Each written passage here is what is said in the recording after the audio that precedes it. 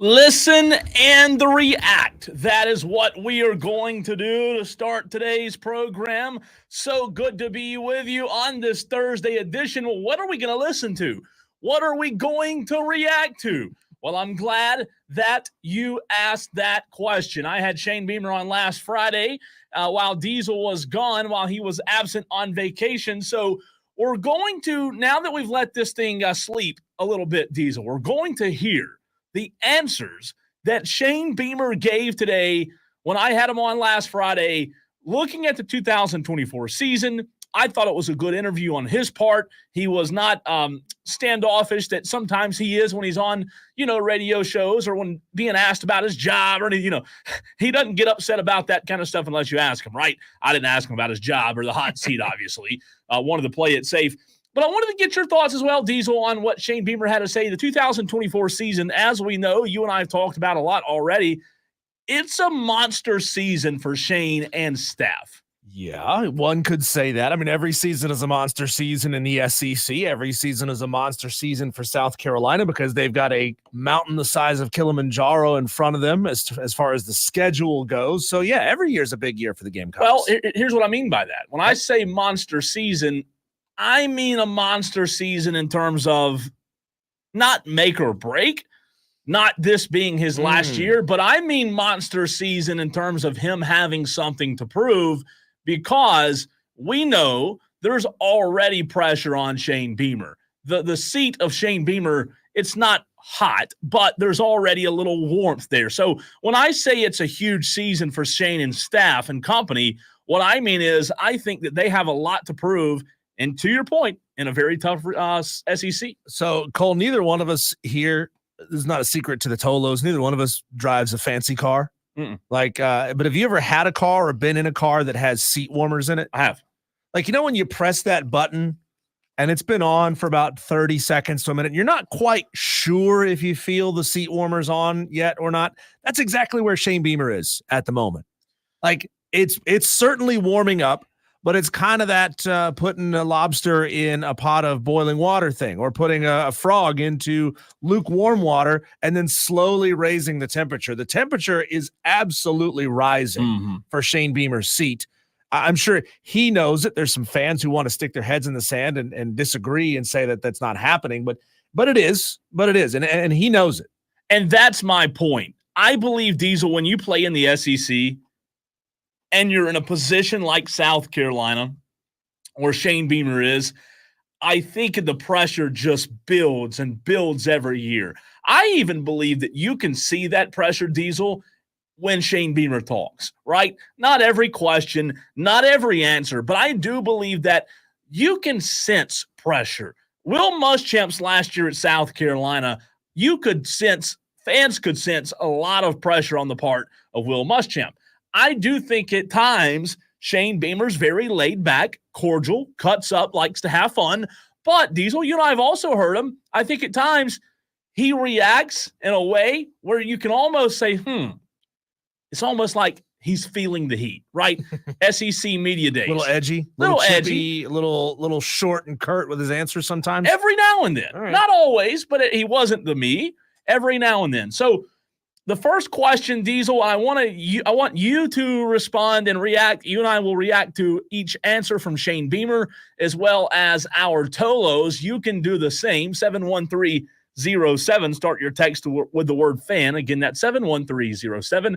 React to what the South Carolina football coach had to say last week. In case you missed it, we're not going to play the entire interview, but we do have some clips. So, Shane, does your team have a new attitude now that the playoffs have been expanded? It's nothing we really talk about, but I think going back to January, I felt that within our football team, to be honest with you, that they understand that with a 12-team playoff, there's more opportunities for more teams to go win a national championship. And especially when you're in this conference. And when you're in this conference, the SEC, if you're one of the, 3, 4, 5 best teams in this league, more than likely you're going to be in the playoff. And there's years in South Carolina's past that South Carolina would have been in the playoff had there been a 12-team playoff.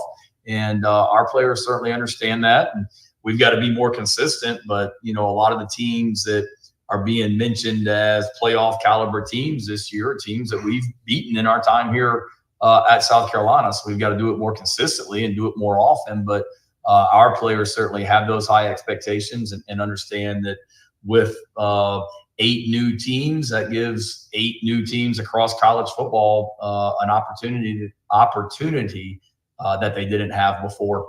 Listen and react. Your reaction, Diesel. Okay, I mean, no lie. He's not telling anything that's not true there. He said flat out, we've beaten teams that are college football playoff favorites. Sure. But we can't do it. We're not doing it on a consistent basis. He's not saying we can't do it. He says that's what we need to do. And right. He's 100% right there. No real issue with anything Shane Beamer had to say.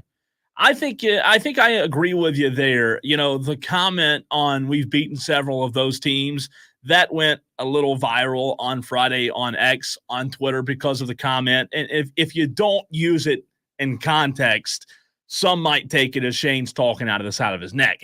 In my opinion, he wasn't doing that. No, I didn't have any problem with that at all. I didn't either. It's certainly okay to highlight what you've accomplished. And, I'm glad that he sort of pivoted, because he started talking about accomplishments that South Carolina had before he got there. And he's talking about the Spurrier years where they were winning 10 games a year. And he said, we got to be able to get back to that. That's not who the program we are right now. We have to be able to get back to that. So he's certainly planting the seed for Gamecock fans that in those years, if there was a 12-team playoff, we very likely would have been in the mix to be in the 12-team playoff. So it can happen here at South Carolina. We just got to be more consistent at beating the teams that we know that are going to be right there in the mix themselves. Absolutely. Diesel, back in May, you and I were in Spartanburg at the Spartanburg Gamecock Club meeting. We heard from Shane Beamer in that meeting. And one of the things, I don't know if you remember this or not, Diesel, but back in May, one of the things that he was concerned about was the wide receiver room. You and I talked about it, right? Who was going to step up at the wide receiver position. So I asked Shane, Coach Beamer, I said, have you seen what you've wanted out of that room thus far? We're getting there. I don't feel like we're there yet. If you had, just to be completely honest, if I had been asked, and I was asked 2 or 3 weeks ago who I felt like the top 6 receivers were going to be on our team, I wasn't really sure. And as I sit here today, 2.5 or a little over 2 weeks before the first game, the picture is a little more clear, but I'm still not certain who our top 6 or so receivers are going to be. There's no question those guys have gotten better. Mike Furry, our new receivers coach, has done an awesome job of developing those guys already. And we're better at the receiver position than what we were a couple of weeks ago. But we still are looking for those, 6 to 7 guys that we can count on and that know what to do, can catch the football consistently, can execute consistently and make plays. We're still trying to figure that out and still waiting for some guys to really, grab the bull by the horns and go. Diesel, last week I did a segment called Red Flags and Green Flags for Gamecock football.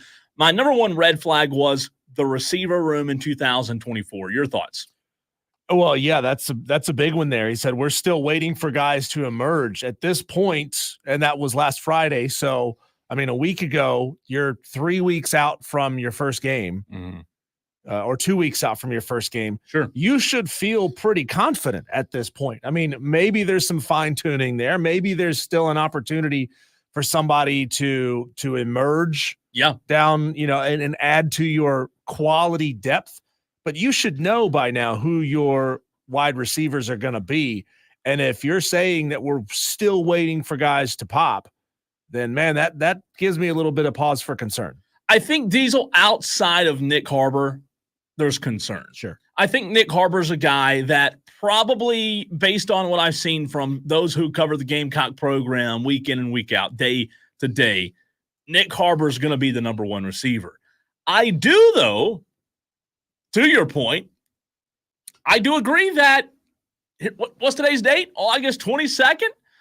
You've got to have some guys who you think are going to be stables or horses in the stable, right? You've got to have some guys. And you're right. It's getting to crunch time. So that's going to be, for me, the biggest part of this Gamecock football team to watch as the receivers. I know that it certainly hurts to lose a guy of the caliber of Juice Wells. Now, as a Gamecock, he didn't give you a ton, right? He gave you 1 touchdown last year, and then he put himself on the injury list, and then he dipped to go to Ole Miss.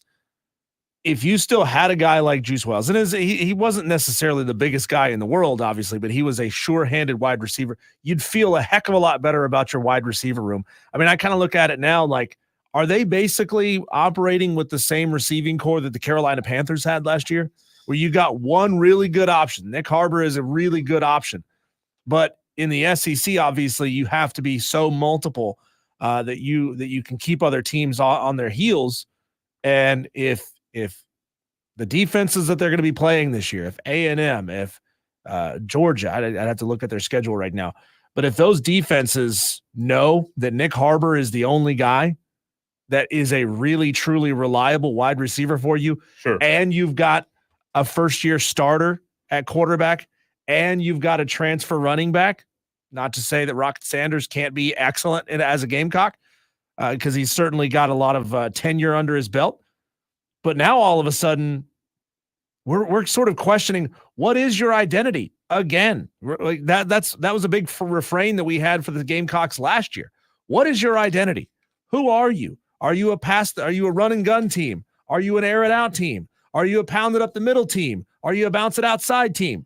Well, the answer is we don't really know. Well, I praised last week, Diesel. I praised Shane Beamer and the ability to replace a guy like Spencer Rattler with Lenore Sellers.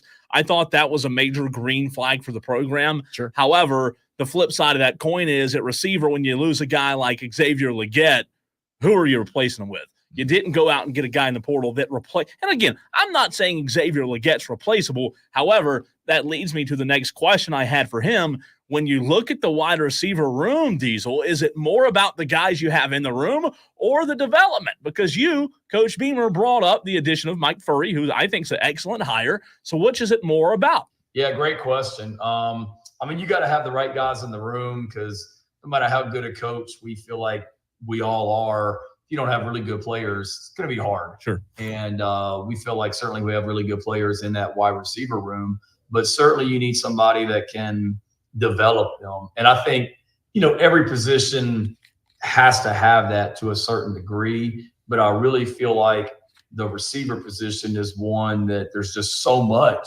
that a coach can impact. That, so many players in high school, when you're in high school, you're the best player on the field.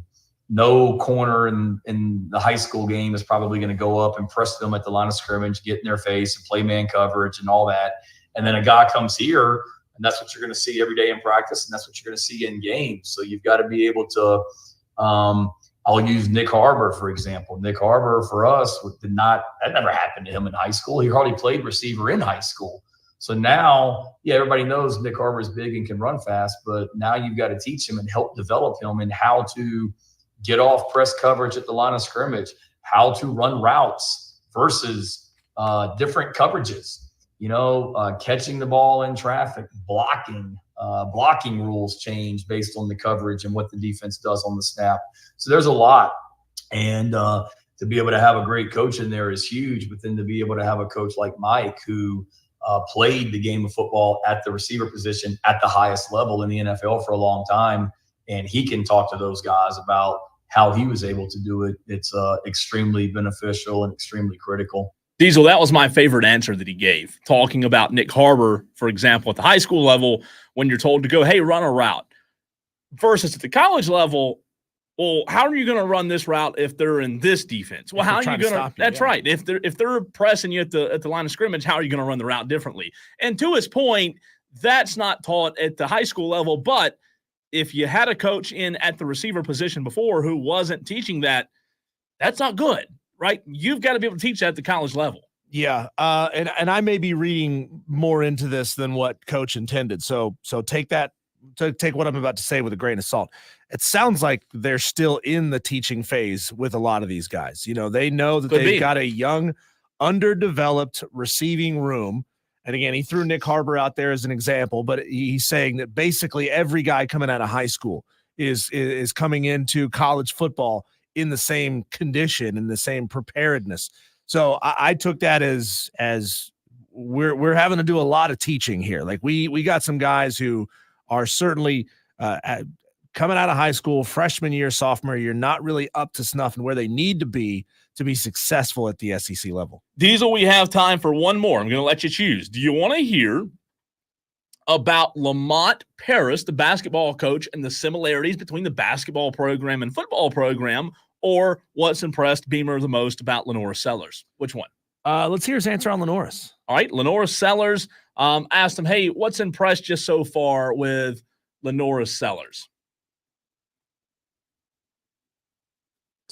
Probably just his poise. For being a young guy, nothing bothers him, or if it does, he doesn't show it. He's so even keeled, he's so poised, he doesn't get too high, too low, which is a great quality in a quarterback. But then he's extremely competitive. And it's funny, we have, like a lot of schools do, we have a camera on practice, like on the quarterback's helmet. So Dow Loggins, our quarterback's coach, can see, what the quarterback's looking at when you're watching the video of practice, but it also picks up audio, so we had a kind of a red zone competitive period against the defense yesterday, and Lenoris threw a game-winning touchdown pass, and watching that myself on my computer after practice, just hearing the audio of how excited he was, his celebration. It was he's extremely competitive, and it was pretty cool hearing that. And that's maybe, something that people don't see, but he very much is what you see is what you get. I thought that was a good answer, especially about the practice cam, right? Yeah, that's interesting. Yes. When you're watching, you probably spend a lot more time watching practice film than I have, but you can't really get a sense of exactly where the quarterback's eyes are. Sure. When you're looking at it from a camera angle that's planted on top of a bleacher. Yeah, example. no, you're exactly right. So you can kind of see where his head is going, but man, this is just getting into a higher level of being able to do that. You put that little spy camera on the side of the helmet, or you put it right there on top, you can see exactly where his head is looking. And then, man, that's just an extra level of coaching. That's really fascinating, and I'm sure a lot of schools are doing it, but I've never heard any other coach talk about the way they're now studying the eye movement of these guys. That's really fascinating, and I love that as well. I think that's a huge added bonus to your point.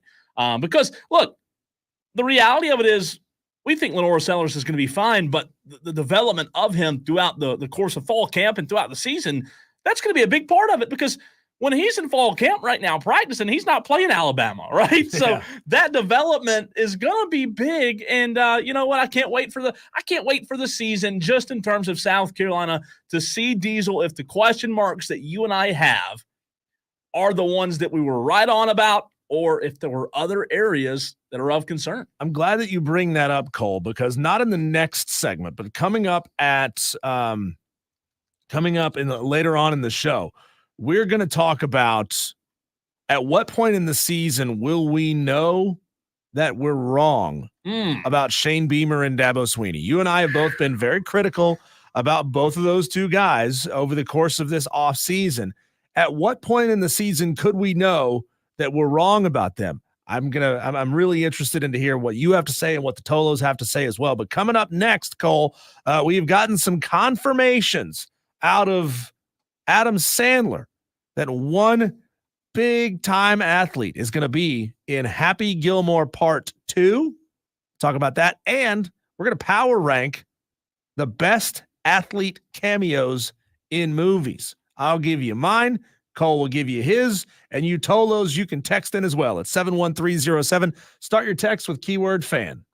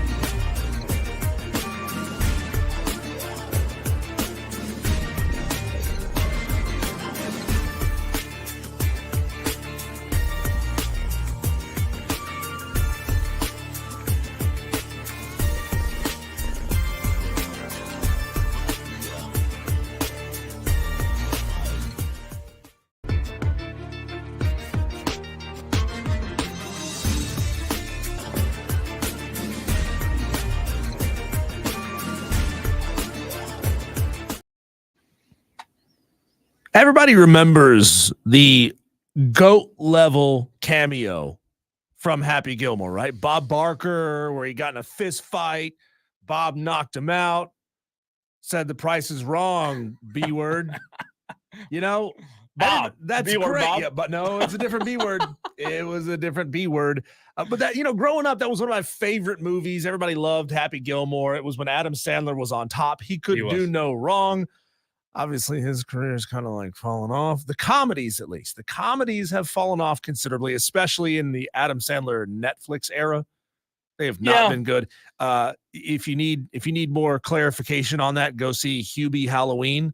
It was awful. I think he's turned more into just, I don't want to say a generic actor, but like the movies that are more serious. His dramatic roles are fantastic. Yeah, that's what I'm saying. Uncut Gems was amazing. The other one, the basketball movie. The basketball one. Never remember. Fantastic. We've got to stop bringing that. We can't ever remember what it's called. I only saw it once. I did too. I only saw it once, so I'm not shocked that I can't think of the name of it. But Hustle. Yes, great movie. I'm gonna write it down. Great movie. And now Uncut Gems had like, I think I had multiple athlete cameos. I know that Kevin Garnett was in it because he was a main sort of not a main character, but he was a side character in that movie. I hadn't seen that one in a long time. Adam Sandler was like hanging on to his championship ring that was encrusted with diamonds and all that. I mean, so Kevin Garnett as an athlete was in that movie, and it made total sense for Kevin Garnett because he was playing himself. But Adam Sandler has just revealed at least one big cameo that will be in the new Happy Gilmore movie. And it's Travis Kelce. I love it. Travis Kelce. I don't know if Travis is a golfer. I mean, I wouldn't be shocked if he's a golfer, right? A lot of these guys play on their time off. I mean, I'm surprised any of them can get their hips around, after the hits that they take playing in the NFL. But I to this point, I haven't seen much to tell me that Travis Kelce is a golfer. So I genuinely wonder what Travis Kelce's role is going to be in this movie. And can Travis Kelce be an actor, right? Is he going to go in and be himself? Taylor Swift going to be in it? I mean, I'm sure there's a lot of, I'm sure there's a lot of Swift. Hey, if you're Adam Sandler, it's smart because now there's going to be an army of like teeny bopper Taylor Swift fans who will go see it just because Taylor's boyfriend is in the movie. True. Right? It's true. Whether or not Taylor is set to be in the movie, I don't know, but Swifties will go watch it just for that reason. You're right. So that is happening. That is happening. Travis Kelce will be in Happy Gilmore 2. I still don't think there should be a Happy Gilmore 2. The first one, leave it alone. I agree. That's if that's the biggest thing to me. If there's a movie that was just incredible, iconic movie, and then you wait 10 to 15 years to plus, God, it's been almost 30 years almost since Happy Gilmore, 25 years. Has it been that long? Something like that. Oh, it was a 90s movie, right?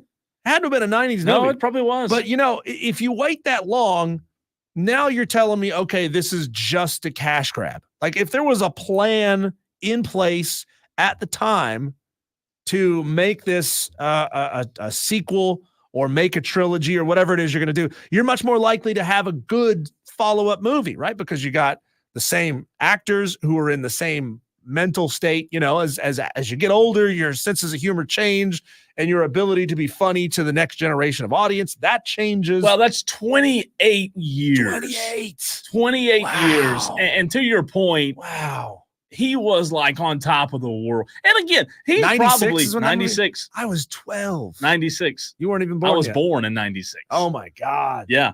That's what I'm saying. Oh my God. It's been a while, but you know what? I'm excited. However, I can go ahead and tell you, I don't think it'll be anywhere as good. No, it's not going to be as good. First of all, like there was the Joe Dirt, sequel attempt, which friggin' sucked. It was really, there was like some sort of time travel involved in that. Like, it's just stupid. Don't do it. You're ruining the legacy of the original. And then, of course, there was, and I'm not even talking about the one where they try to use younger actors to replace them, but the Dumb and Dumber sequel that actually had had Jim Carrey and Jeff Daniels, also horrible. Horrible by comparison. That movie was just perfect at the time. It just fit perfectly at the time. So when I remember when I heard that Happy Gilmore 2 was happening, I was like, God, this is going to suck. That pit in my stomach feeling. I'll probably watch it. I don't know. I don't know if it's going to get a theatrical release or how they're going to do this thing. Sure. I'll watch it one time and then probably purge it from my memory and pretend like it never even happened. We've got some good ones coming in on the text line. Yeah. For cameos. I don't know though. It's just hard. It's hard to put one at the very top. Can I list mine for you and sort of get your reactions on this? So I'm going to start with number 5 down to my number 1. Okay. I'm going to go with Lance Armstrong. Ooh. Dodgeball.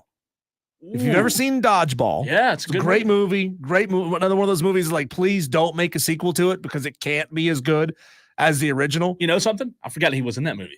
Well, yeah, that's what makes a cameo great, right? Just like that little cameo. So to refresh anybody, when main character Peter wants to give up at the end of the movie and quit, he runs into Lance. I think they're like at an airport or something like that. They're like at the bar at the airport. And Lance recognizes him. He's like, "Oh my God, it's Peter LaFleur. I've been following your team. I'm really excited about your team. What are you doing here? Shouldn't you be over at the arena playing?" And he's like, crazy. "Yeah, no, I quit the team." He goes, "Oh yeah. Well, I thought about quitting when I was diagnosed with like 5 types of cancer. Yeah, but then I just found the strength and kept on going. But I'm sure you got a good reason." Like Lance Armstrong was great. It's one of those didn't see it coming. All he had to do was play himself, and he played the character so well of himself that it was a perfect cameo. Yeah, it was. That's a good one. Lance Armstrong is my number 5 pick. Okay. My number 4 was Lawrence Taylor in The Waterboy. Lawrence Taylor also plays himself. He's teaching at a youth football camp. He brings in Bobby Boucher, who sounds utterly moronic when he tries to explain his style of getting after the quarterback. And then Lawrence Taylor goes, "Just a reminder, kids, stay off drugs. Don't smoke crack." Yeah. It was good. That's a great one. It was really good one. That one's good. I'll be honest. What number did you put that? That was my number 4. It's going to be hard to top. That was my number 4. It's going to be hard. That's a good one. Okay. My number 3 pick goes to Tom Brady in Ted 2. There's a really edgy cameo, if you think about it. I mean, when you consider why Tom Brady was in this movie, the 2 main characters, Mark Wahlberg and the teddy bear, they wanted to go steal some of Tom Brady's essence. Yeah. If you know what I mean. His this is a phrase my wife hates. So if she's listening right now, she's probably going to wreck her car. They wanted to steal some of his baby gravy. And they broke into his house in the middle of the night, pulled up the sheets, and it started glowing at them like the briefcase in Pulp Fiction. Yeah. Tom Brady's schmeckle. You know what I'm saying? And then they wake up Tom Brady. He throws Mark Wahlberg off the balcony of his house, and then he throws Ted the teddy bear, and he throws it in a perfect spiral. And they're like, "Oh my God!" Diesel he even throws Ted as a perfect spiral. I hope I don't upset you by telling you this. Mm-hmm. Wasn't a fan of Ted 2. I did see. No. It's not a good movie. Okay, good. No. See, Ted 2. Like I was just talking about, don't do the remake or the sequel 10, 15 years later. Yep. They did Ted 2 not long after. Yep. And it sucked. It fell flat. Ted 1, absolutely fantastic.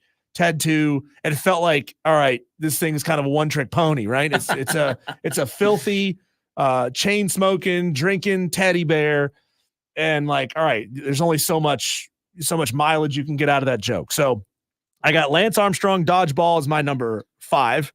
Lawrence Taylor in The Waterboy, number 3. Tom Brady in Ted 2. Oh, excuse me. Lawrence was my number 4. Tom Brady in Ted 2 was my number 3. My number 2 cameo, I've got Dan Marino, Ace Ventura. The first Ace Ventura movie, great movie. He was actually pretty good as an actor in that movie. He got kidnapped by the villain, Finkel and Einhorn. In it together. How? Why? Spoiler alert, Finkel was Einhorn. Einhorn was a man, baby. I don't know that you might get mad at me for saying this. I don't know that I've seen the entirety of it. I've seen bits and pieces. Yeah, it was all a revenge plot. See, what happened was Ray Finkel was the kicker for the Miami Dolphins. And he was lining up for an important field goal, and Dan Marino didn't hold the ball right. He didn't hold the ball laces out. Yeah, that's the right. way that Ray Finkel wanted it. So Ray Finkel changes his identity, becomes a police detective, who, by the way, I don't know her name, but the actress that played Lieutenant Einhorn in that, absolute smoke show. And then he just like tucked it in. Because he didn't go get the surgeries. But anyway, it was all a revenge plot to get back at Dan Marino. Old Dan. He was good in that movie, honestly. He didn't have a ton of speaking parts in that, but he was good. I still would put Lawrence Taylor at the top of your list. LT above that. Okay. I still would. And then before I get to my number one, I do want to see what the Tolos had to say. If you can guess what my number one is, that's awesome. I love you too. 71307. Start your text with keyword fan. I haven't seen your number one yet. Texter Let me look says, on the text line. Dan Marino in Bad Boys 2 was pretty funny. Bad Boys 2. Bad Boys 2. What did he do in Bad Boys 2? Who was it? Dan Marino. Bad Boys 2. See, I love Bad Boys. Bad Boys 1 was great. Taya Leone in that. I love all of them. Hot as hell. The recent one, fantastic. Have you seen it yet? The new one that just came out a couple months ago? Oh, so good. That's the fourth one, right? Or is that the third one? Is that the third or the fourth? I think it's 4. Is it? Bad Boys 1. Yeah, it is 4 because Bad Boys 3 came out like 7, 8 years ago. I love and this is Bad Boys 4. I love Bad Boys. Every time I'm like, how the hell does Will Smith not age? Are there any movies that have 2 better actors than those two, like the tandem of those two? No, they're fantastic. They're so good. They're fantastic. I mean, I guess smacking the hell out of Chris Rock just keeps you young. It does. It does. Texter says, I'm ashamed to admit how old I was when I found out that LT in The Waterboy wasn't LaDainian Tomlinson. Texter says, Brett Favre from Something About Mary, hands down the best. Love that. Oh, Texter says they stole his Cadillac. Yeah, I remember that scene now. Yep. I remember that scene. Texter says, holy crap, Cole, you're 27 years old. I would have guessed 35. Well, you're doing better than you were earlier in the week. It was 55, wasn't 50. it? Yeah. Yeah, that's a lot better. Thank you, Texter. Texter says Jordan in Space Jam. Michael Jordan in Space Jam doesn't count as a cameo. He was a full actor. Cameo. Michael Jordan was Space Jam, right? Larry Bird in Space Jam, that was a cameo because he was only in it for a minute or two, right? Yeah, I guess so. It's funny, it's like Bill Murray in Space Jam was a cameo because he was barely in that movie. No.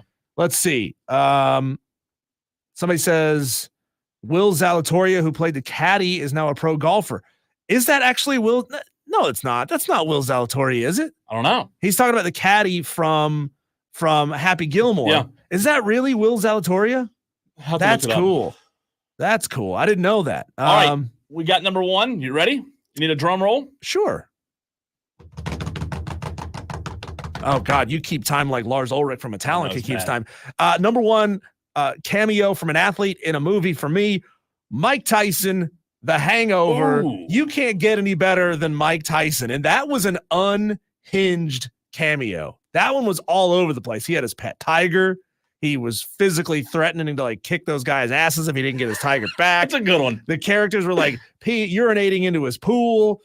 It was a self-deprecating, like I'm kind of crazy. This was after he got the tattoo on his face. Yeah. Like he leaned into the I'm completely nuts Mike Tyson in that movie, and I loved it. Pure gold. Can't get better than that. You know what? I said LT, but now that I think about that, I think I'm with you there. The Hangover is just it's hard to put anything on top of The Hangover. Like what movie's better? And then the Mike Tyson cameo, I might have to say it, but you might be right on Wesley says, no, it's not, and it's pronounced Zalatoris. Wesley, the texter, texted it in wrong. He texted in Zalatoria. Yeah. So I was only reading what was on the text line, and that's my bad. Oh, there he goes. He corrected himself. He corrected himself in the follow-up text. I didn't see the follow-up text. Yeah. That's both our bads. How dare you mispronounce somebody's name? What I do every day on this show. Every single day. But there's so many good ones. Like you can't count any of the OJ because he was attempting to be a legit actor. Yeah. So you can't count that. But there were some really, really good ones. Wasn't like Wilt Chamberlain in Airplane? Was it Wilt? I don't know. Who was there was the pilot? Wasn't that Wilt Chamberlain? Help us out. All right, high school coach spotlight of the week. We did it last week with Dan Jones, the head coach of the Gaffney Indians. This is week 2 of the high school coaches spotlight. Scoot Watson, J.O. Mann High School, next.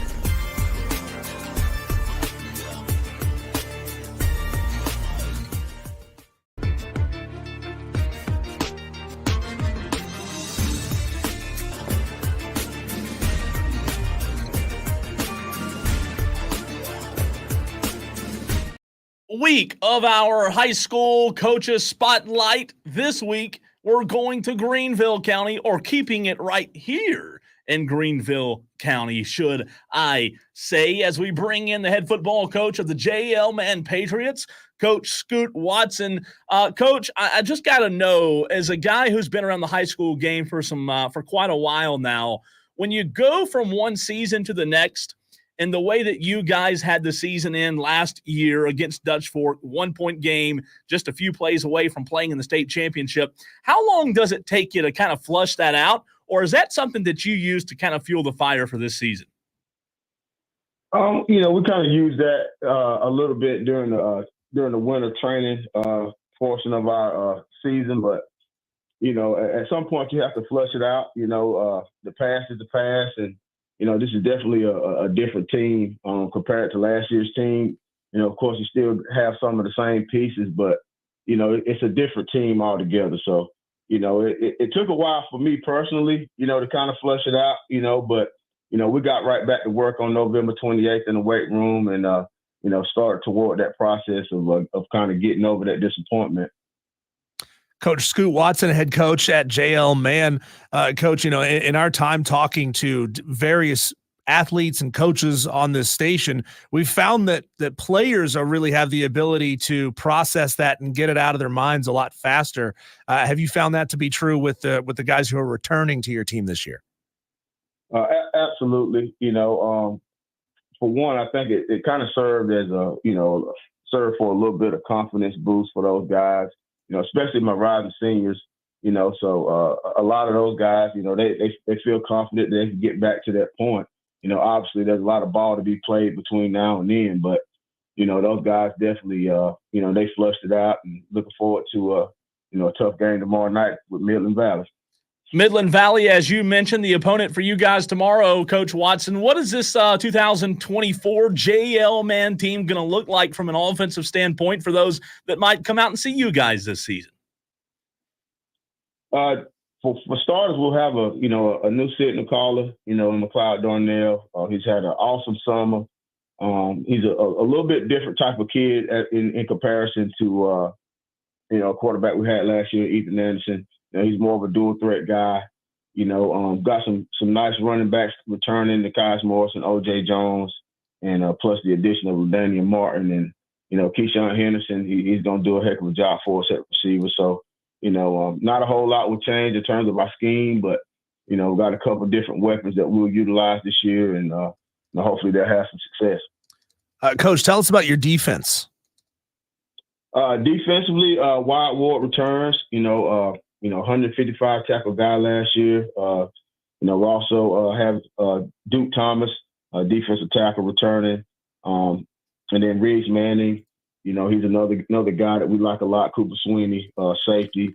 And then Ramani Bruton, coming in that corner. So we've got some guys that we like. Got a couple of 10th graders that done a heck of a job stepping up to Kamari Williams and Major Workman. So looking for some great stuff out of those guys this year. Coach, you've been at JL Man for a few years now. How could you describe plugging a quarterback into a system that you've built? You talk about not having Ethan Anderson, who was a very good quarterback for you guys last season. Do you find it a challenge to have to break a new quarterback in, or is that something that it really excites you? Yeah, it's really exciting. McLeod's been our quarterback. He's played with us on D team. He was our JV quarterback 2 years ago. He was a backup quarterback last year, and he pretty much started 3 games and won all 3 for us last year when Ethan went down with an injury. So, I really like what I'm seeing out of him. He's definitely a program kid. I've been training that kid since he was 12. He's been coming up here training with us in the morning. So, I'm excited to see him step out there on that field and take over the reins as the starting quarterback here tomorrow night. So, Coach, there's that old saying, you learn more about yourself between games 1 and 2 than you do in the entire off season. Is there an element or two of your team this year that you see that you're not entirely bought into yet, or not bought in, but entirely sold on or entirely secure with, that you think you might have an opportunity to get figured out after this week 1 game? Yeah, definitely. We've got 3 out of 5 returning on our offensive line. But definitely at the guard position, we're stepping in 2 new guys, Christian Sullivan being one of them. And, we like what we've seen so far during the preseason from him, but, I'm looking to see those guys gel, and, especially in the running game, so, looking to see what those guys are going to do. We definitely got some tough challenges, the first 2 weeks, start with Midland Valley and then next week with Gatsby. So we'll definitely find out what those guys are made of. And, I've got a lot of confidence in that group. Coach Scoot Watson joining us right here on Wire to Wire. Coach, something that Diesel and I talked about yesterday and have brought up several times during the course of a season, Greenville County has tremendously improved over the last few years. And I would put it, the leader of the clubhouse in Greenville with JL Man, what you've done there. What would you say the recipe for success is for other Greenville County teams that may have struggled over the last few years to do what you guys have done at JL Man and be able to compete with anyone? I say probably getting people to invest into your program. I think it's important to sell your vision to the people in the community, especially your boosters, your administration. For me, it started off that way. Just getting field equipment, getting helmets, getting shoulder pads my first year. All of those things were huge challenges that we had to overcome. And then fast forward to now, anything that we pretty much need to support these boys, we've got people, out there that's willing to support us and, willing to give us a helping hand, so I think it's important. And then, doing things to promote your brand. One of the things we did this past summer was take our kids, to 5 Power 5 schools. We brought our offensive linemen and defensive linemen and backups with us, so we did a lot of different things, to help kids get exposure, and to expose them to, different competition, and to, help these guys to improve as players. So, all of those things are very important, in trying to keep up with the Joneses, if you will. Coach, yesterday we were talking a little high school football on the show, and I was telling Cole just how eye-opening it is, and it was for me when I was traveling around doing a bunch of different high school games every Friday night, just the level of fan and student engagement here in the upstate of South Carolina. Can you describe the way that fan and student body engagement has changed since you've brought this team up from where they were, and also kind of go into how your players feed off of that as well? Yeah, it's definitely changed, at least the past 2 years. Now just like a few days ago, talking to a lady that's in charge of our, some of our students that's on our Man TV crew or whatever, and they're looking at doing themes and things of that nature now, neon themes and whiteout themes, and 3 years ago this stuff was really, it never was heard of, so definitely when you win, people are, it gets people excited, to want to get behind the program. And you could definitely feel the energy here at school, in the classroom. Kids are talking about the football team. So, it's huge for our school in general. Coach, my last question for you before you get going and go take on Midland Valley tomorrow. Something that we were talking about last week was the Guardian Cap helmets, how they're starting to be sprinkled in at the high school level. Yeah. Not only your thoughts on it, Coach, but if that's something that you guys use now and if it's able to be impactful. So it's crazy you said that. So we just ordered some yesterday, right? There you go, Coach. Yeah. So I don't know. I mean, we have to take courses, about concussions and things of that nature. We know that concussions are a brain injury. I guess it could reduce the impact, in terms of collisions. But as far as we're concerned, we'll use it as a tool for practice, to try to help reduce the head injuries and reduce impact. We will not be wearing Guardian caps in games. That's just not something, when you look at, I want people to be able to see the emblem on our helmets. I want people to be able to see those things. And, but I think they could definitely be used as a good protective tool, for the kids. And, and it's like anything else. It's, somewhat a fad too. I just have to say that too. It's okay, Coach. You can admit they look silly, right? Let's be real. Yeah, in games, I think they do look silly, but to each his own. Yeah, I don't know if you saw the same image that I saw, but there was a player on the Steelers who had one of them, and it was even branded with the Steelers logo on the side, and it's just like, oh, wow. Man, that looks like wrong. That looks wrong. It looks like PlayStation 1 graphics on the side of that helmet. It just looks bad. That is Scoot Watson, head coach at JL Man High School. Good luck this week, sir. All right, thank you. Thanks, Yes, Coach. sir. Fantastic stuff there. Fantastic. Really is. Those the Guardian caps, Diesel, I talked about it last week when you were gone. It's fascinating. We had totally a ton down with of them in practice. Yeah, and we talked about it in game use too. There were a lot of people, a lot of Tolos that said they should wear them in games. Really? Yeah. Well, just put them inside the helmets, and then the helmets will be huge, and you got a bunch of Darth helmets running around out there. How about that? When we come back, Cole, we're going to remind you and take a whole new round of upset picks in the Wire to Wire Upset Picks Challenge, brought to you by Ingles and We're going to look at Clemson and South Carolina's schedule and ask ourselves the question, by what point of the season could we be proven wrong about all the things we've said about Shane Beamer and Dabo Swinney? That's next on the Fan Upstate.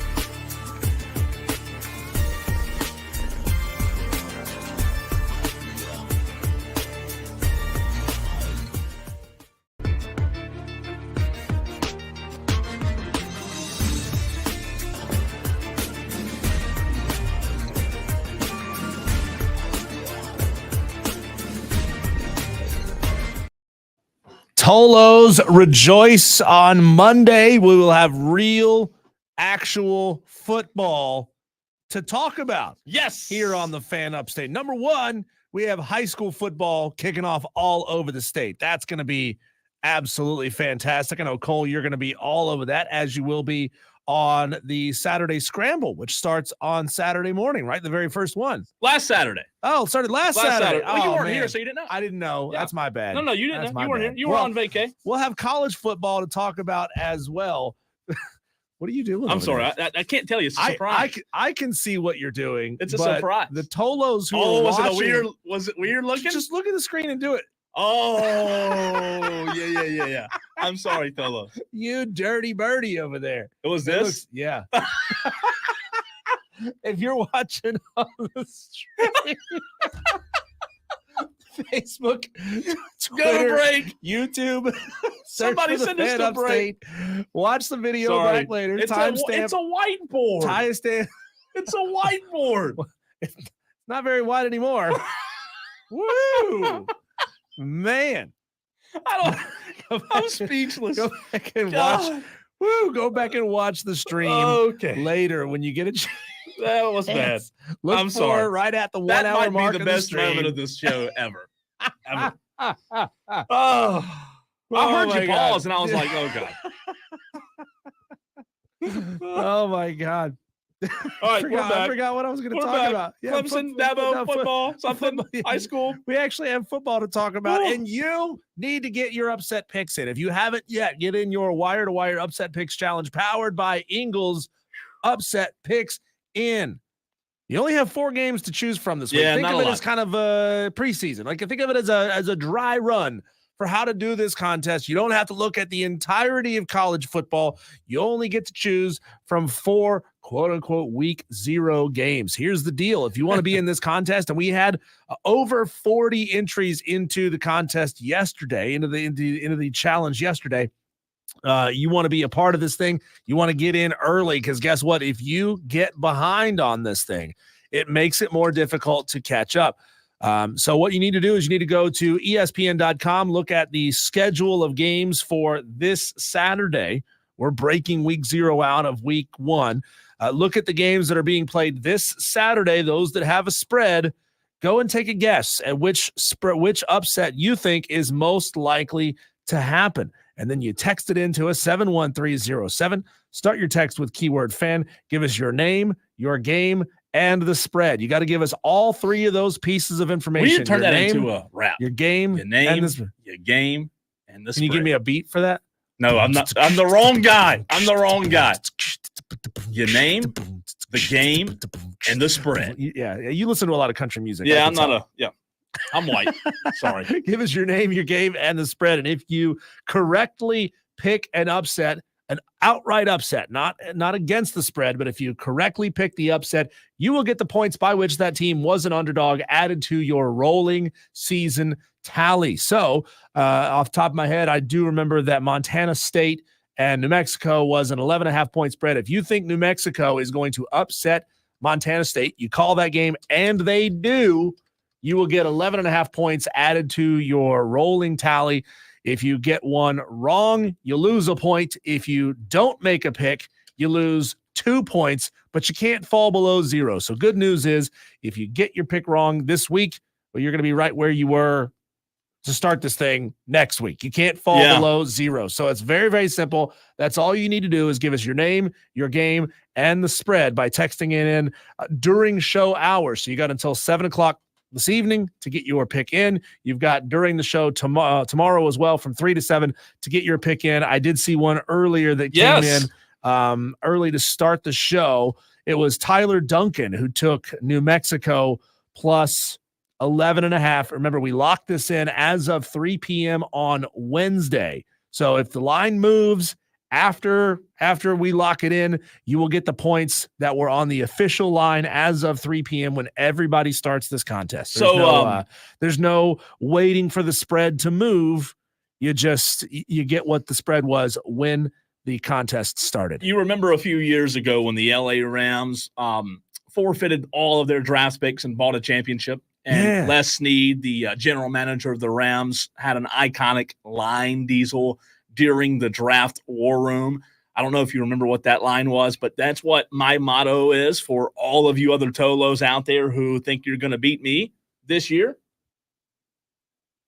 F them picks. That's what Les Snead said. He said we don't need picks. So to you Tolos that think you're beating me this year, it ain't happening. I'm going to go ahead and call it. Babe Ruth, calling my shot, Diesel. First year, pointing out, I'm calling it. I'm telling you, at least top 3 this year. I'm calling it. I'm confident, man. Got a lot of texts coming in here. Tolo Steve says it was Kareem that was in Airplane. Thank you for that one as well. Sly Guy gets in on that as well. He says it was Kareem in Airplane. I just remember a really tall basketball player being shoved into the cockpit of an airplane. I couldn't remember who it was off the top of my head. So thank you guys. Another texter. We were talking about your favorite athlete cameos in movies. Texter gets in and says Derek Jeter in The Other Guys when Mark Wahlberg shot him. Ooh, yeah. Let's see. Tolo Steve says New Mexico plus 10.5 over. 11.5 over Montana State. Buckeye Mike taking that same pick. So yes, and a reminder to the Tolos: it's not the spread today. It's not the spread tomorrow. Right? It was the spread that was locked in yesterday. So at good. 3. Like we are making efforts. Like I said, we're screenshotting the spread as of 3 p.m. on Wednesday when the picks for that week open up. If you get it wrong and if you say 12 points when it's actually 11.5. All you're going to get is the 11.5. You're not going to get what you texted in and said. We are going to give everybody the exact same points for the exact same pick. Hey, before we get off to Dabo and Clemson, or whatever was on the rundown. I don't know if I agree with this strategy or not, but DB on the stream does. So JD basically said, Diesel, I think I'm going to sit this week out just so he, so he didn't go negative if he gets the pick wrong. There's no going negative. You can't go negative. So you're at 0. So what's the point in sitting it out then, right? Who says they're sitting it out? JD. But listen, DB says not picking is not a viable. Okay, I missed the word not. So DB, he corrects me. DB says not picking is not a viable strategy, but by all means, don't swing for the fence for 40, 25 points. I mean, let's say you hit Delaware State, Hawaii for 40 points, and then you didn't pick for the entire rest of the season. You're going to lose 22 points. That's right. Over the course of the season by not picking the next 11 weeks. Yeah, and even if we get our games wrong this week, we're still at 0. Everybody's still at 0. Yeah. You get it wrong, you're still at 0. So you might as well, even if it is the 40 or the 25. I don't know. I don't think I see a benefit. JD there. says he's got anxiety from being scarred by this contest in the past. Is that because JD you've not done well in the contest? Oh, in the past? Is it Burnham? Is that what I guess? He said you don't have to get in until a couple of weeks. And sure, you don't have. Says I will not be peer pressured. Yeah, no, you don't have to get into the you don't have to pick every week. I mean, again, I told you if you don't pick this week, and you can't fall back. So it doesn't really matter if you don't pick this week, though. It sure as heck helps if you start with a score, right? You know what? The way I look at it, Diesel, I don't mean to go here, and you may disagree, but you know what I think? If you don't play the first few weeks and hop in late, you're cheating. You're cheating. You're trying to play this. I mean, come on, get in the game. So we've never had a Tolo try that strategy. You brought up something big there. What if you choose not to make a pick the entire season? You get down to like weeks 10, 11, 12. Then you start making picks. If you hit on a couple of those, I mean, you could theoretically, and like, hey, strategy is wide open. Play the game how you want to play the game. Yeah, you're right. I'm just messing. We want you to play and participate all year long, but hey, I mean, you could hit on one or two early, and then maybe fall back a couple of points, but you still have points. So it's better to start and try to win this contest if you're starting with 6 points than you're starting with 0 points. True, because as we said yesterday, the winner didn't have many. DV says not twisting your arm. You're right. You don't have to start playing now, but each week you don't start lowers your potential total points at the end of the season. I think JD's just messing with everybody, guys. I think JD is just pulling everybody's leg and everybody's getting all hopped up like JoJo the Indian Circus boy. He's reeling us in. Exactly. He's reeling it.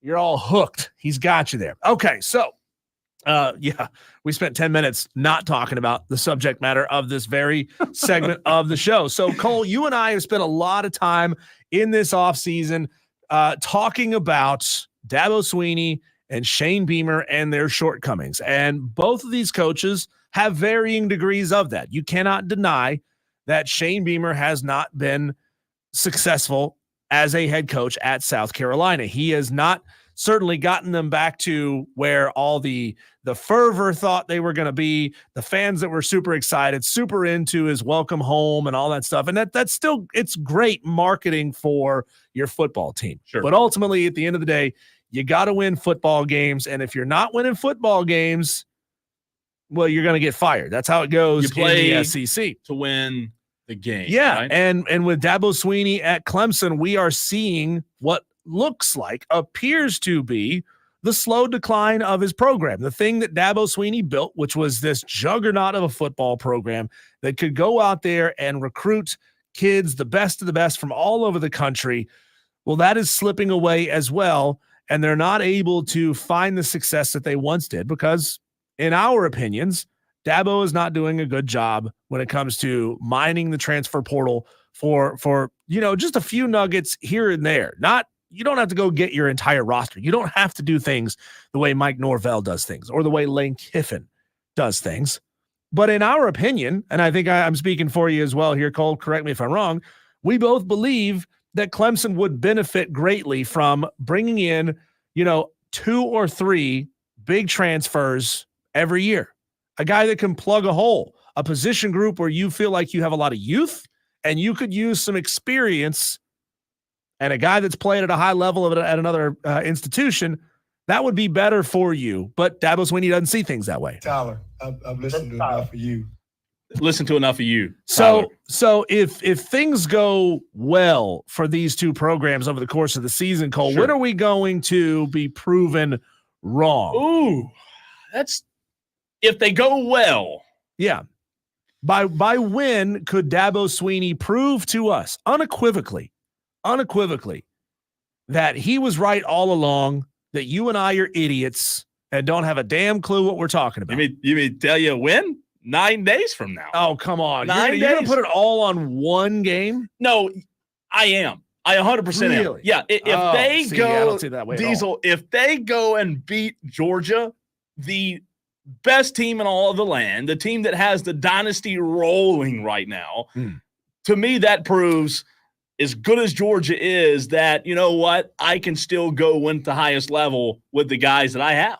I'm sorry, one game is not enough for me. It's great for Dabo Swinney if he goes and gets that win. And most fans who have been down on Clemson and most fans who have been yelling at their radios, yelling at us for saying what we've been saying over the past couple of months, most of them will bring out the I told you so's on August 31st around 4:00 in the afternoon.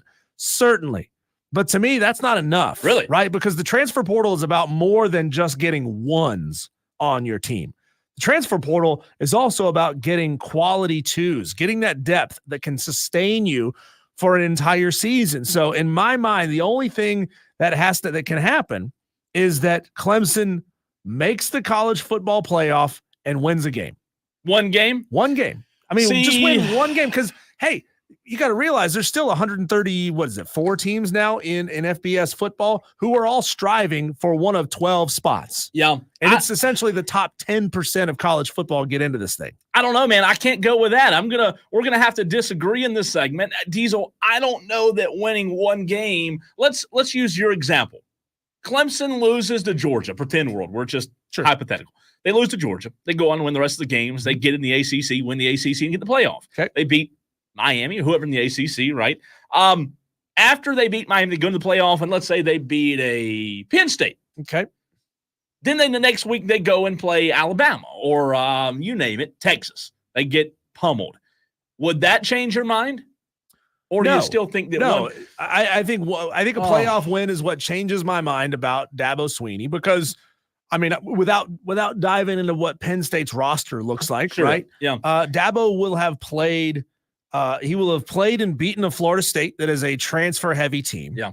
Looking around the rest of the ACC, there's not a ton of like high-profile, huge, big-name guys all over these rosters. But I'd be willing to bet that a lot of these Big Ten teams are getting quality transfer depth out of the portal. So you go and you win a game. It's incredibly hard to win any game, period, but it's even harder to go and win a playoff game, right? So if you can find success over a 12-game body of work, whether it's 11-1, 12-0, 10-2, whatever it is, and then you go and you win a playoff game, in my mind, that right there is Dabo Swinney throwing up a middle finger, which he probably has never done in his life, or Kathleen would yell at him. Don't you do that, Dabo. Don't you, Dabo, that's not right. I'm not trying to mock Kathleen, but I'm sure she's a Diesel. lovely lady. I don't disagree with your first round playoff win. However, I would say this. The reason I'll stand by my Georgia pick is that I believe them beating Georgia would be a better quality win than whoever they played in the first round. I think a better test for that, Cole, is NC State, because with Georgia, Kirby Smart is recruiting at an extremely high level. Without looking at their roster again, without looking to see who's a transfer and where they're coming from, you're beating a team that also recruits at an extremely high level. But with NC State, you would be beating a team whose signal caller is exactly what Dabo Swinney says I'll never do, whose quarterback is exactly what Dabo Swinney said. I'm with Grayson McCall. Yeah. I'm not going to do that. I don't feel like I have the right option at quarterback this year. I'm going to the transfer portal and I'm getting a Grayson McCall. No, Dabo says I'll never do that. I don't disagree with that. The only thing I would say is the reality of it is, if they were, in my scenario, if they were to beat Georgia and go on to win the ACC, that would mean that they probably go undefeated. And in that case, regardless of what happens in the playoffs, that's pretty darn impressive. But it's also undefeated against the ACC. I know, against it is. A garbage Stanford, a garbage Virginia, a garbage Pitt. But I think, Diesel, if you go and beat Georgia, Florida State, NC State, and then Miami in the conference championship, I'm not saying you're the best team in the nation. I just think there's that's mighty impressive in my mind. Florida State also raises my eyebrow as well, because obviously that's a two-time transfer quarterback. So quickly, sorry, I know we've gone over this segment here. At what point can Shane Beamer prove to us that we're wrong about him? God, that's a great, tough, interesting. Insert adjective. I'm going week number 6. Week number 6, Ole Miss. Oh, God. If South Carolina obviously takes care of business at versus Old Dominion and Akron, and then you get a win against either Kentucky or you shock the world and beat LSU, you're 3-1 going into that game.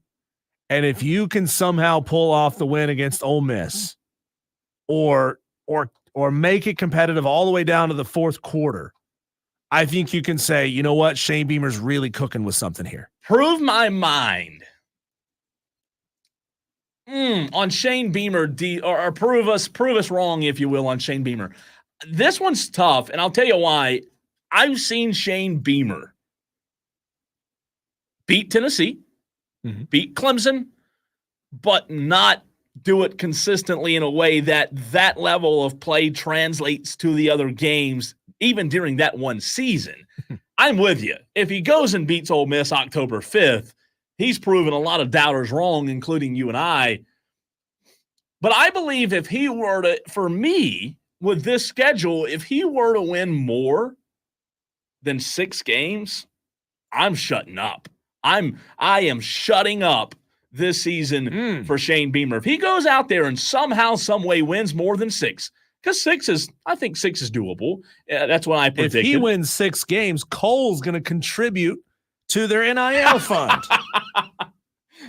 Well, let me see if I can get a raise. I think if he wins more than 6, man, like, I have to shut up about any derogatory, any negative comments and energy and vibes towards South Carolina program, because Diesel, if he wins 6, that means he would have beaten Old Dominion, Kentucky, Akron, Obviously, Wofford, right? That's 4. And then you have to win 3 more. So you've either beaten A&M, you've beaten Vandy, and then that would mean you beat probably a Oklahoma.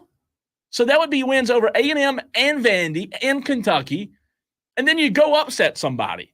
Anything for me this season, more than 6 wins, if you want to ask the question on what Shane Beamer could do to prove me wrong and to shut me up, that would be mighty impressive in my mind. We had a texter here just hit us up and say, excited for another year of the upset picks. Let's start week 0 with Montana State plus 12, please. And thank you, texter. That is an invalid pick because you did not put your name on the text. Also, you got the team that is the underdog wrong.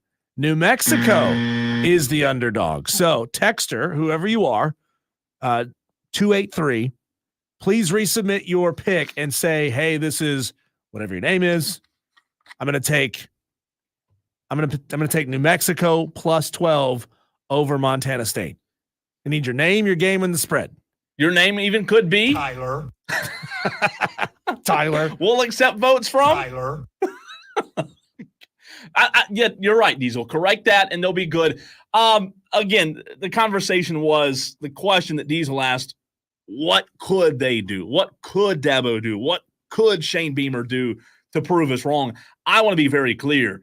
I don't think South Carolina's winning more than 6, but I'm just saying, boy, if he did, there'd be a lot of crow to go around, right? Wesley Roberts says, if they win more than 6 games, I'll host a South Carolina pizza party at the Fan Upstate office. Wesley, that's a winner. Yeah. That's a winner. I like it. You better be – man, remember that. Write that down. Yeah. How about 6? What's 6? We get anything for 6? I mean, 6 wins. So he says they have to win more than 6. Okay. So they got to win 7. Wesley, we need specificity here. Do we get the bowl game out of this? Or are you talking 6 regular season games? We need to know. That's a good question. We need to know. 6 in a bowl? I'll take either one, but I just need specificity out of you. I would say a 6 regular season Diesel plus a bowl win, 7 wins. That's not bad. I think that tell me if I'm wrong here. 6 regular season wins for Shane Beamer this year, Diesel, plus a bowl win. I think that takes a lot of pressure off. There you go. 7 counting the bowl game. You think the pressure's off at 7 wins? Including a bowl game? 6-6 regular season and a bowl win for South Carolina. Pressure is it's a stay of execution. Okay. It's a stay of execution. It keeps them in wait and see mode, but it certainly gives you reason to be excited going into next year. I think 7's, yeah, I agree with you. I think I agree with you there. All right, we're going to keep it on the college football conversation. Was Kirby smart taking shots? Smarting off. Smarting off? Was he smarting off? Was he taking shots? God, if there's anybody who works in Georgia radio, listening to our show right now, passing through on their way down to Atlanta or whatever, smarting off would be a hell of a segment name. Good podcast name. Yeah. We just gave him that's good idea, Diesel. Was he crossing the line here, or was he just telling it like it is? You decide. Next.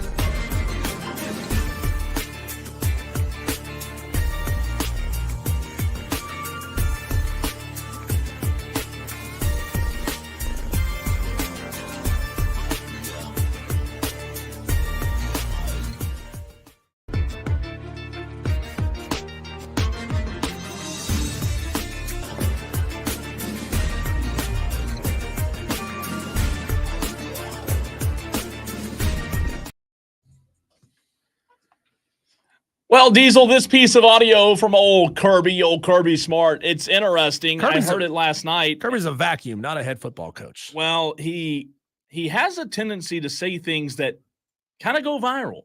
And I don't know that he's wrong. I don't know that he's off on what he said. If you don't know what we're talking about, if you haven't heard this audio, I have this audio for you. And the question is, you don't have to be a Clemson fan to answer this. We'll accept thoughts and input from any of our Tolos, 71307. Start your text with the word fan. But Diesel, is he off here? Is this taking a shot at Dabo? I want to play this audio. Listen and react. This is Kirby Smart. Yeah, I mean, we don't see him on the road recruiting as much as it seems like we used to. He's talking about Clemson, by the way. We don't see them on the road recruiting like we used to. I'll start it over. Yeah, I mean, we don't see them on the road recruiting as much as it seems like we used to. I don't know if it's died down some. I mean, there's a lot of overlap. They recruit our state hard. We recruit their state hard. A lot of respect for their players, their teams, their coaches, for what Dabo's built there. I had a good relationship with Brent when he was there, and he's in our league now. They've been one of the premier teams in college football in terms of the last 10 years, you could say. I mean, it's probably longer than that, but they've done a tremendous job. So we do see them on the road, some recruiting, but I think the matchup is more about our fans. Just getting that caliber of a matchup to start the season is important. But, you know, we got issues on our hands today we're trying to deal with over the game. We're just looking at future opponents and things that we don't see from ourselves. So if we don't play a certain coverage, certain front, we're going to look at it and work on it and try to expose our team to it. You got to be careful about you don't get programmed into playing us. We don't play us this year. And same thing on offense. There's teams that do things we don't do offensively that, you know, we just try to explore. And that's probably 10, 15% of practice. It's not the majority. It's a small piece. And we continue working on fundamentals. So he's got to think about beating Clemson and the Clark County Sheriff's Department too. Ooh. Well, you're not wrong there. What I did like what he said at the end, and we'll get back to Dabo, but I did like from a football X's and O's standpoint, Diesel, I loved what he said about we've got to make sure we don't fall into the trap of thinking that we're going to play ourselves this year because we're practicing against ourselves, right? You practice against yourself in the fall, or excuse me, in the winter, in the summer, again in the fall camp, you're practicing yourself every single day. I love that from an X's and O's standpoint, but back to old Dabo, we don't see him on the recruiting trail was the very first thing that he said quite as much. I guess the question is that taking a shot? I personally don't think that it is. I think you could tell that it's not a shot based on his tone of voice. Good. Yeah. Good point. You know, if he was saying, you know, we just, we don't see him on the recruiting trail anymore. We're not really going after the same guys. Like Spurrier kind of when you said that with that tone. That sounds like something he'd say. Yeah, that would be a shot at Dabo and his recruiting. And I think what he's saying, I think he's just saying we're not going after the same players anymore. Could be. And if I'm Dabo Sweeney, I'm thinking like, well, who's my talent evaluation? And that should be more of something that, if something like that were to actually reach Dabo Sweeney's ears, which it won't. You don't think? It would be Dabo saying, well, why the hell aren't we seeing them on the recruiting trail? Why the hell, you know, if this 5-star kid out of Northeast Georgia, Blue Ridge, Georgia is on there, why are our guys not going after him the same way that Kirby Smart is going after those guys? He was very clear about it. I agree with you. Again, one more time from the very beginning, it was the very first thing he said. Yeah, I mean, we don't see him on the road recruiting as much as it seems like we used to. I don't see the tone of voice there that would make it seem like he's firing a shot, to your point. I tell you, a lot of it has to do, in my mind, with them not recruiting the same players. However, Georgia's loaded with talent, as you know. Do you read too much into it? They probably will see each other quite a few times during the span of a year, I would think. Do the numbers back that up, that Clemson's just not recruiting the state of Georgia like Kirby is, or out of state when it comes to South Carolina, Florida? Alabama and the other states in the Southeast that produce a lot of good talent. If you want to beat Georgia, you damn well better be recruiting the same players that they're recruiting, right? Because if you want to be able to beat them, you have to be them or better than them.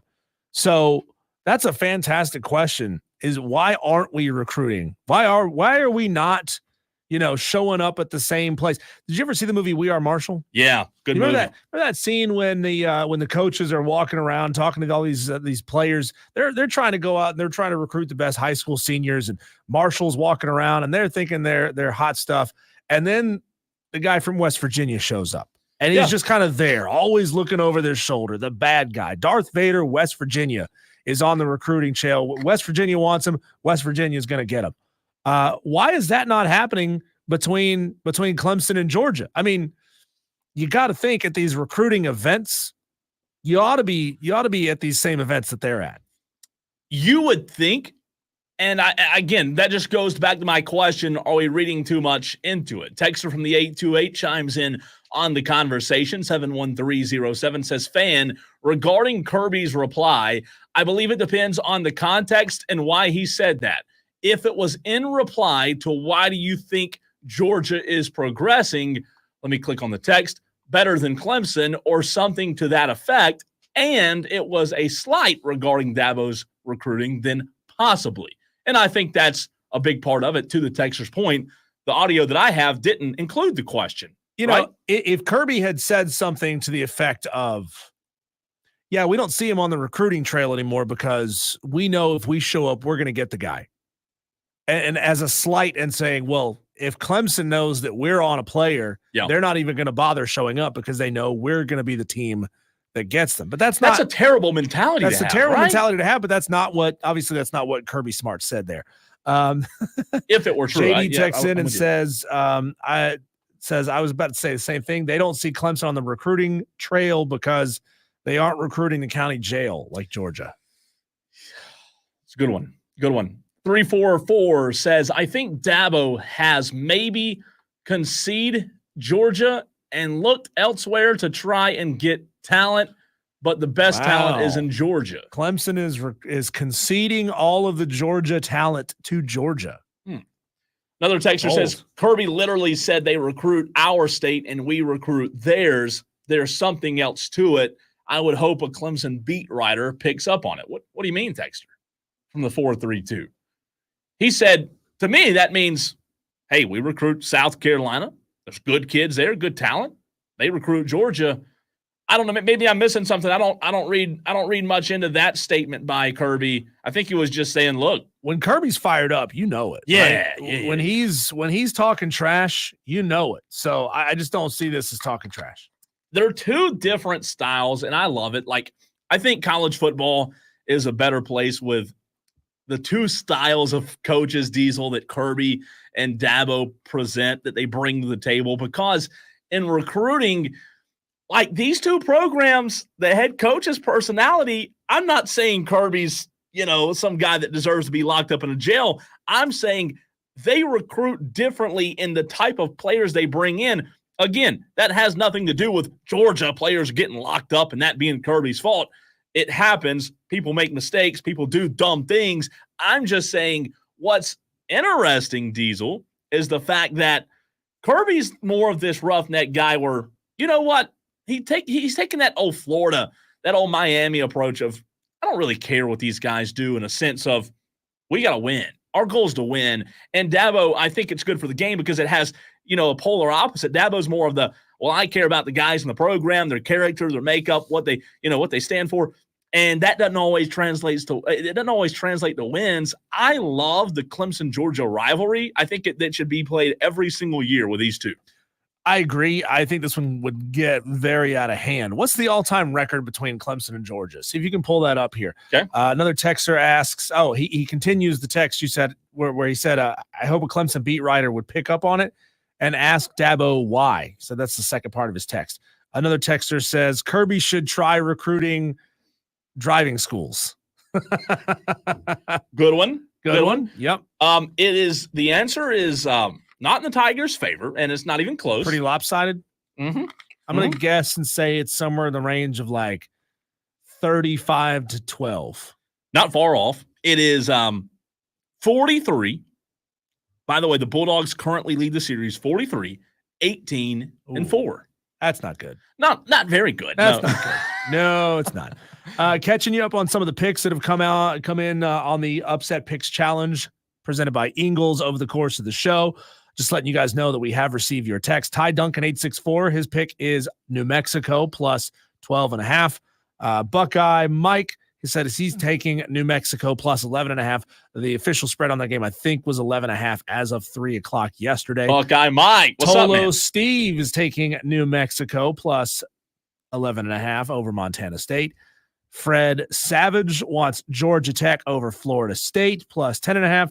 Shane Barrett says Florida State versus Georgia Tech plus 10.5. That's his game. Ron Burgundy swinging for the fences. He wants Delaware State over Hawaii. That's plus 40 in favor of Delaware State. Isaac wants New Mexico plus 11.5 over Montana State. Another texter, Scotty from BMW, says he wants Delaware plus 40. It's a bold strategy, but I mean, hey, you're not going to fall below 0, so I guess go for broke. And then the texter says Palmetto Buckeyes. God, they're everywhere, man. Palmetto Buckeyes. He's taking Georgia Tech plus 10.5 over Florida State. Diesel, last year, with me not doing the Upset Picks Challenge and not being plugged in the way that you were, obviously this week there's only 4 games. So a lot of the Tolos are picking the same team. When it's a normal slate, are there a lot of overlapping picks, or is it just a ton of parity? There's usually a lot of parity. There's always a couple of games, and they're usually the ACC, SEC games that quite a few of the Tolos will gravitate to. A lot of times you'll see, Gamecock fans picking whoever's playing Clemson. Okay. Vice versa for South Carolina fans. But you do tend to see like some patterns emerging out of it. There's always a favorite, and I'm going to be real with you. A lot of times the favorite does not hit. Most of the time, the favorite does not hit. I would bet so, but man. That's not to say that it can't. It can happen, but again, the chances of it. I can't wait. I'm excited. You and I have got our picks in. It's almost time. When we come back, it's time for our Daily Wires. That's a lightning round look of what's going on around the sports world. We'll get to your Daily Wires next, right here on the Fan Upstate.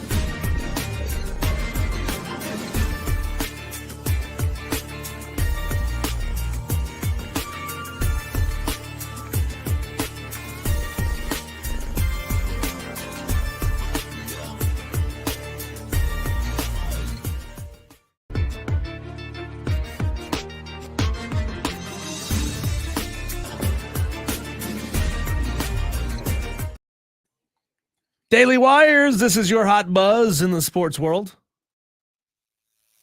There it is. There it is. Oh, that one was wow. hot today. That Yeah. wire's hot, man. Oh, stay away. Here's what's happening in the sports world. The Phillies beat the Braves last night 3-2. Shocker. 2 more games left in this series. Spencer Schwellenbach will get the start tonight for Atlanta. You know, they had a chance. Atlanta did late. I was watching, and it just made you feel like, man, it was a one-run game, and Atlanta was right there with them. But, Diesel, what you're realizing now is in these late games, Atlanta just doesn't have the consistent firepower to go win games. Ozuna can't do it on his own, and that's the problem. Iowa coach Kirk Ferentz and assistant John Boudmeyer will be suspended for 1 game for a violation related to the recruitment of transfer quarterback Cade McNamara, who came to them out of Michigan. This according to multiple reports. Who do they play in game 1 of the season? Who's this? Iowa? I don't know. I'm not looking at their schedule. I don't have Iowa's schedule memorized. Why not? You're a walking Illinois encyclopedia. State, Oh, Diesel. they're fine. They're fine. Do the kids know when it's time to turn around and wave to the hospital behind them? If they can do that, they'll be fine. Joey Votto, who spent 17 seasons of his Major League Baseball career with the Cincinnati Reds, is retiring. Quote, "That's it. I'm done. I'm officially retired from baseball." He posted it in an Instagram video on Wednesday. He gone. Mid-season. Mid-season. That's odd. I'm good. You know, I've had enough. I guess. I mean, Spurrier. Pulled a Spurrier. was Joey Votto still playing at an even decent I level? don't know that he was. Couldn't Again, be. I don't follow was it Reds? Yeah. That's who he played. I don't follow the Reds. Well, I you follow better the start Braves. following them. They're going to be playing the Braves at Bristol. Oh, geez. Thanks for that. The Upset Picks Challenge, brought to you by Ingles, is happening. It's open today for your picks. Text in your name, your game, and the spread. Remember, guys, we need you to get this information as accurate as you can. We got a lot of people putting the spread on the wrong team. So make sure that you are accurate when you send that information in. We're going to try to discern what it is you mean here for the first week or so of the season. But after that, we're going to have to make sure, we're going to have to pretty much ensure that you get it right. We're going to be bringing on Furman head coach Clay Hendricks at 6 o'clock. So just an hour and 13 minutes from right now, you're going to hear from Furman head coach Clay Hendricks. High school week 0 begins tomorrow. Burns will play TL Hanna. You can catch every play right here on the Fan Upstate. Cole will be doing play-by-play of the games. He will also be hosting the Saturday morning scramble at 8 a.m. 8 a.m. on Saturday. Different Ingles every week. Show up, bring him some Red Bull, bring him something. Well, No buy kidding. it at Ingles and then bring That's it to right. him. That's right. Because he's going to be at Ingles markets all over the upstate for this show. Coming to your and city, baby. He's going to have to get up early to be on location at these Ingles on Saturday mornings. In case you missed it, Bo Nix was named the Broncos starting quarterback. He is the first starting rookie to play the first game of the season for the Broncos since John Elway. Here is Bo Nix talking about the honor of being named QB1 for the Broncos. It was really cool. It's not every day to get that news, but obviously, as a room, we've been working hard. And putting a lot of good things on film, putting a lot of good things, on the practice field. And so to get that news is definitely a great thing. And so I'm super excited and, ready to get back to work again and go back to it and start again. Congratulations to him. Is anyone surprised? No. I hope he does well, man. I'm pulling for him. I like him a lot. likable guy, right? Yeah. The Atlanta Falcons signed A.J. Terrell to a 4-year contract extension worth $81 million. That is the richest 4-year cornerback contract ever. And how about that, Clemson Tiger fans? Wow, that's big. Former Tiger making it big time. 2 preseason NFL games on tonight. You got the Colts and the Bengals at 8 o'clock. That game will be on Amazon Prime Video. I'll be able to watch that one. And the Bears Chiefs will be at 8:20 on NFL Network. I will not be able to watch Diesel, that one. we were told by our sports flash guy that Caleb Williams will not play tonight because he will be in bubble wrap. So no Caleb Williams v. Patrick Mahomes tonight. So the preseason went by pretty fast. I mean, that's the end of it. Tonight, obviously for these teams, the Bears and the Chiefs, it'll be over. And we'll get this thing started here in about 15, 20 days, NFL season. I do think there's a little interest for me in Bears Chiefs. I'm not saying I'm going to sit down and watch the whole game, but I think there's some question marks on those two teams in terms of, obviously it depends on who plays, but Colts, Bengals, nah, I'm good. No Amazon for me. So, Cole, our audience doesn't know this. Let them in on the nuts and bolts of how we do what we do here. We have access to a brand new state-of-the-art social media aggregator that helps us get news as it's breaking. There's a couple other news stories to talk about here. Cristiano Ronaldo started a YouTube channel, and he broke the record with millions upon millions of subscribers. I did see that. Immediately after launching his channel. Congratulations to him. That's, celebrities, it's easy for them to gain followers. It's true. Seattle Mariners have fired their manager, Scott Servais, in the middle of the season. The team obviously is falling flat hard. So Seattle Mariners are moving on, looking for a new head coach. The Carolina Panthers have acquired cornerback Michael Jackson from the Seahawks. And Michael Jackson? Not that Michael Jackson. Gotcha. Different one. This one's going to keep his hands to himself. And let's see. Former Penn State wide receiver Jahan Dotson has been traded. He is now on the NFC East rival Commanders. How about that?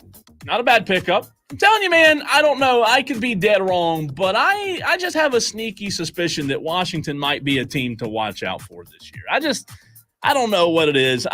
In the NFC East, I think the Philadelphia Phillies are the class of the East. We were talking to Sly Guy yesterday at Ingles, who showed up on his birthday in a big Philadelphia Eagles white jersey.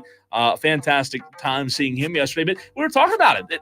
Washington, man, they just might be a sneaky team. Dan Quinn, you can't count him out. He's a good coach. We'll see. We'll see. JD on the stream on the YouTube channel says, did y'all see Colorado went to Saudi Arabia for NIL funds this offseason unsuccessfully? No, I didn't see that. Didn't know that. Didn't see that. Cole, you just said Phillies before that. Did I say Philadelphia Phillies and not Philadelphia Eagles? I'm sorry. Philadelphia Eagles will be the class of the NFC East in my mind. The Phillies, they already are the NL East, but the NFC East. Oh, thank you to the texter here. Dotson he was traded from Washington to Philadelphia. Perfect. How about that? Apologies Tolos? For that mistake. Good stuff, Tolos. We appreciate you being a part of the show, and stick around. Turn it on, leave it on. But the next segment, we need you to participate. We have some good ones. What is it? The 5 o'clock fight next.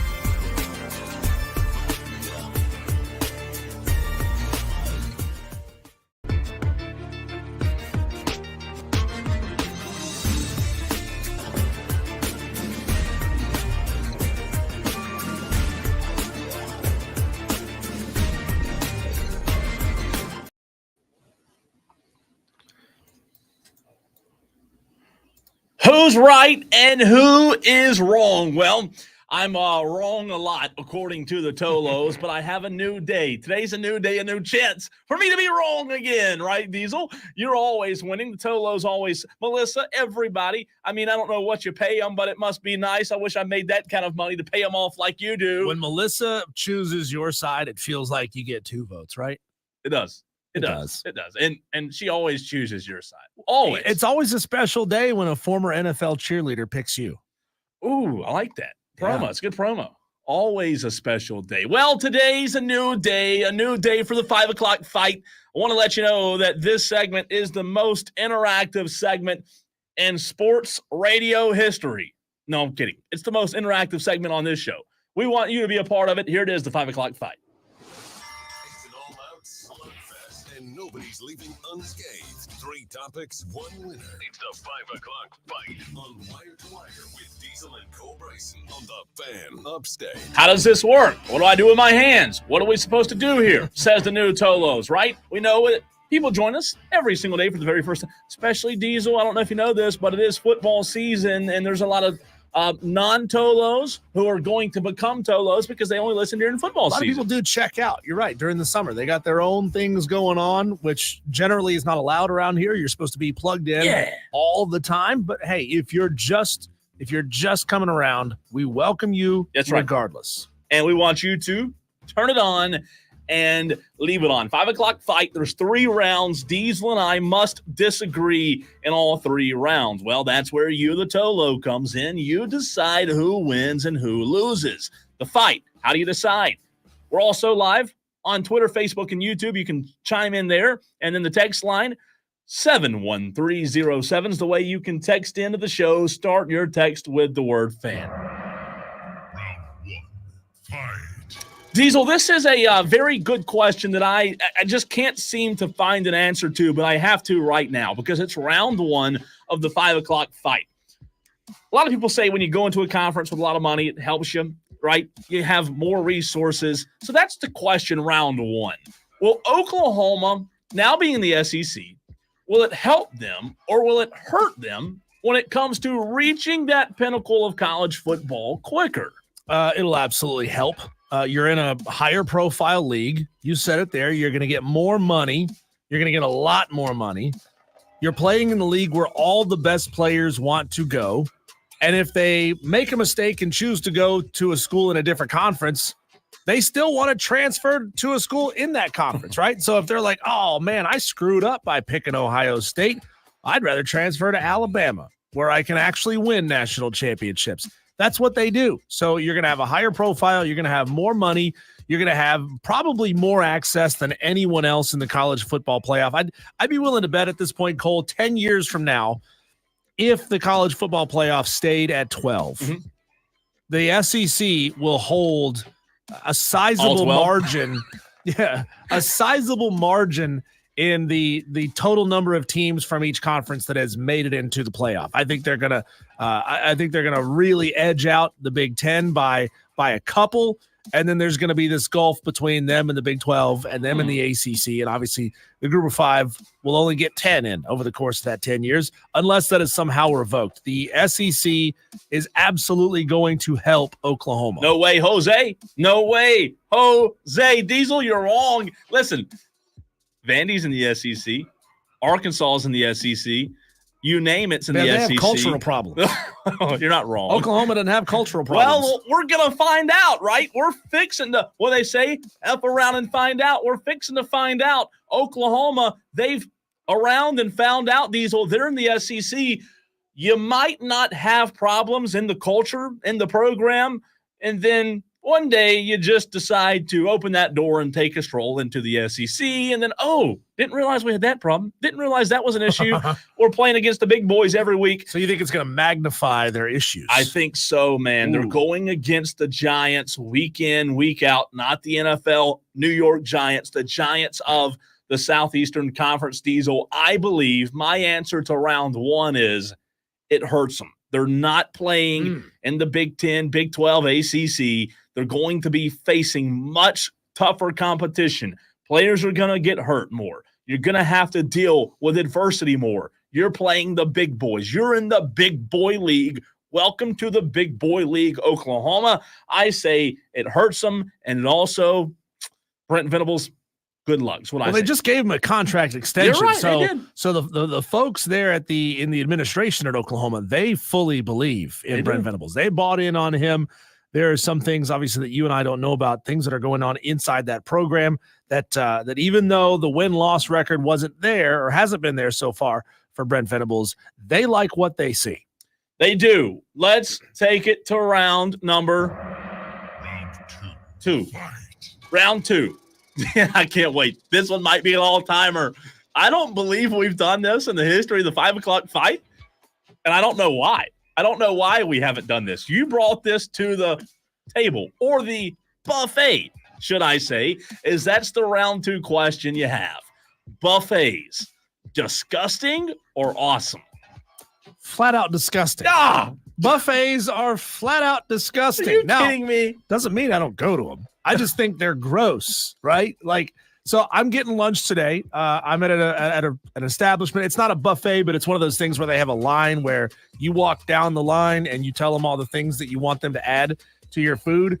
And there's this little divide between the vertical glass and the flat tabletop horizontal glass. So there's this little gap.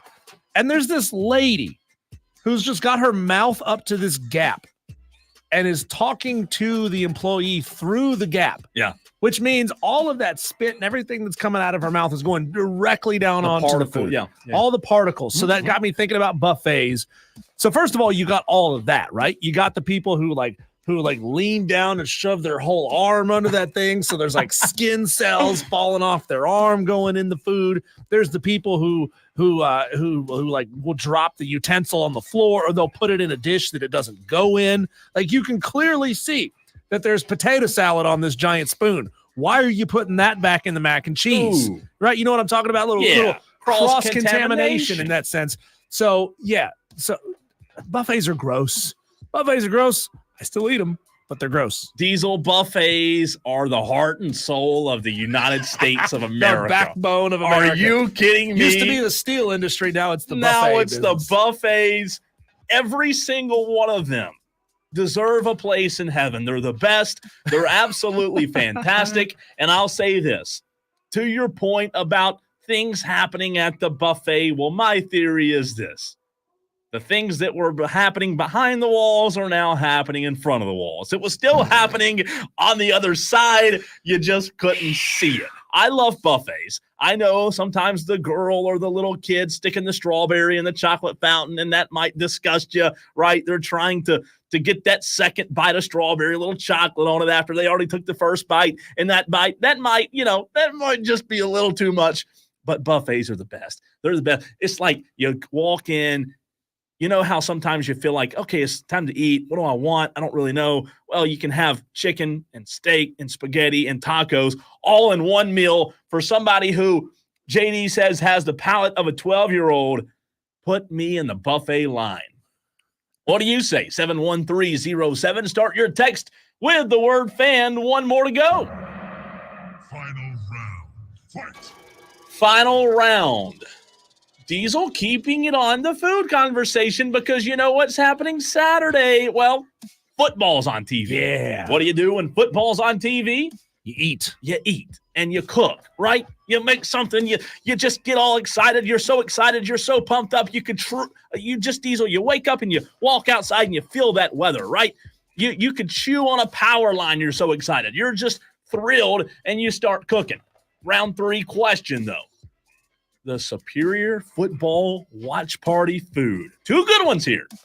Little pigs in a blanket. Who doesn't love pigs in a blanket?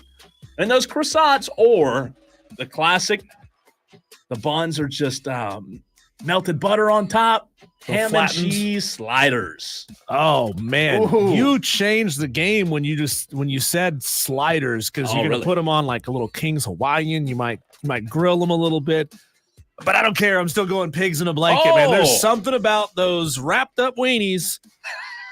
Promo, yeah. That like you just can't stop, right? Like if there's a plate of pigs in a blanket, how many? Can half you eat? of that. Oh man, You can go through them, right? I would easily, like, I tried to be nice and not like scoop them all onto my plate at one time. Yeah, you go back and you got to go back, right? Which, by the way, that was in a Kirby Your Enthusiasm episode I just watched the other day. But pigs in a blanket, I could probably house minimum a dozen, if not more. No, I'm with you. I think I could too. And you take the bread off, you make them cocktail weenies, double it, multiply it by 2. But you gotta leave the bread on the I'm just saying wrapping is good. Oh, it's the best part. But I'm saying if you had cocktail weenies instead, I'm saying no bread, you could even eat more because you don't get full as quick. However, you're wrong here. Sliders, what do when you eat them? They just slide down. They keep going. They never get caught in that belly, and you can just keep on and slide them down. Just keep one after another until you just throw up. Slider me up. The best part about sliders is you can eat 4 or 5, and you don't feel like you've eaten like a whole sandwich. In reality, you have. Everybody knows you have, but I've only eaten 3, Diesel. Why are you making fun of me? I've only eaten 3 sliders. They're many. It's not even the size of one full sandwich. So you just feel better about yourself. You feel better. Yeah, you're true. You're right there. I want to throw this out there real quick before I forget it. Hook set, you picked a week 1 game. You got to go back and pick a week 0 game in the Upset Picks Challenge. You took Clemson in the 13.5. You can't pick that one until next week. So Hook set, look at the week 0 games that are being played this weekend. Only 4 games. Yep. So try again. We'll get it in. Coming to the phone lines in just a second. But first, I want to let you know, if you want to suggest a fight, you can do so. Here's how. What do you want Diesel and Co. Bryson to fight about next? If you've got an ass, I'll kick it. Submit your topics to Diesel at thefanupstate.com. Subject line, fight on the Fan Upstate. Before we get into the votes, Texter just said, you guys keep saying it's a 4-game series against the Phillies. Just mentioned 2 games left. Isn't it only a 3-game series? Tonight's the last one. Texter, tonight, I'm 99% sure it's a 4-game series. Atlanta won on, what's today? Thursday. Atlanta won on Tuesday. They lost on Wednesday. They play tonight, and then tomorrow. Was I wrong on that? No, it's a 3-game series. So it was I did Tuesday, Wednesday, Thursday series.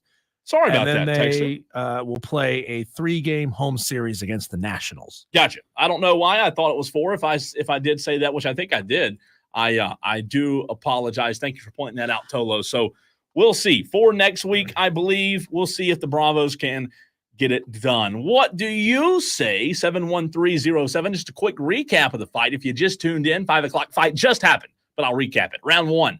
Will Oklahoma, now being in the SEC, help them or hurt them when it comes to reaching the pinnacle of college football quicker? Diesel says, look, it'll help them. More funds, more resources. I say, no, they're going to have to play in the toughest conference. I say it'll hurt them. Round 2, buffets. Are they disgusting or are they awesome? Diesel says disgusting. I say, sign me up. Let's go to one tonight. Round 3, better football watch party. Pigs in a blanket or the ham and cheese sliders. Diesel says pigs in a blanket.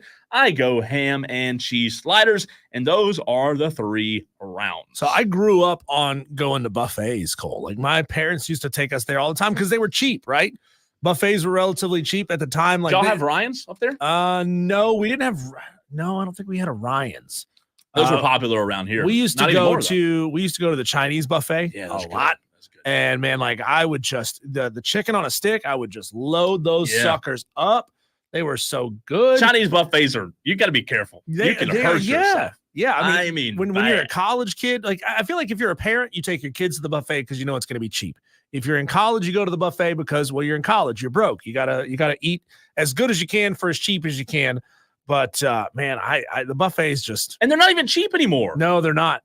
The big one that everybody goes to. But the food hasn't gotten any better. No, it hadn't. Hey, did y'all have a Shoney's in North Carolina growing up, or was that? We did have Shoney's. Yeah, Shoney's was good. Yeah, Shoney's was. I did like Shoney's a lot. I don't even know if we have anymore. Or are they all gone? I don't know. I think there might be one somewhere. I believe I was driving through maybe Alabama or something last year or earlier this year and saw one. But Shoney's was an underrated buffet. Ryan's was good. Now everybody, I think the only true chain buffet is Golden Corral. Now you have mom and pop buffets. According to Google, there are 58 Shoney's locations left in 12 states. Pizza buffet. How about that? Texter chimes in with a pizza buffet. You a fan of that? Pizza buffet. No, I don't like pizza buffets because it's usually bad pizza. Well, Let's be real. It's usually bad pizza. Okay. The closest Shoney's to us is in Richmond, Virginia. You're kidding. That's out there. No, I take that back. I take that back. The map has changed. The map has changed. Those of you who want to go to Shoney's, it looks like there's a couple down towards Columbia. Really? Yeah, there's a couple in Columbia. You have one up in the mountains of North Carolina in Waynesville. Yeah, that's not far at all. I didn't realize there was one in Waynesville. That's not. And then there's one in like Franklin. Real quick, as the votes come in, let's go to the phones. JD wants to chime in. 844-FAN phone. It's the renewal by Anderson of the Carolinas fan phone. What's up, man? Hey, well, thanks for taking my call. I was going to try to rattle off a bunch of this stuff here. So, listen, round one, though. Oklahoma just did the Jon Snow Game of Thrones when he went to go be the hand of the Queen Daenerys or, form that alliance or whatever. Mm-hmm. You were the king of the Big 12, Oklahoma. So, anyways, yeah, round one went to Cole. Round two, both of you guys were wrong because buffets, Diesel, you were talking about somebody behind the glass. Dude, I remember how disgusting they were when everybody is actually scooping their own thing out themselves at Quincy's and Ryan's and Golden Corral and all those Chinese buffets that we love. So now we were all touching the spoons. We were all coughing on not just maybe one part of the food, but all of the parts. That's just part of the experience. Nobody uses those dirty ass spoons, JD, puts their plate down, goes to the bathroom, washes their hands, and then goes to eat. Nobody does that. No, right. Well, I mean, yeah, the first thing you do is walk in, you touch the door that everybody's touched going in, and then you go up to the cashier and you pay to get your little tray that's been basically steamed washed in a dishwasher.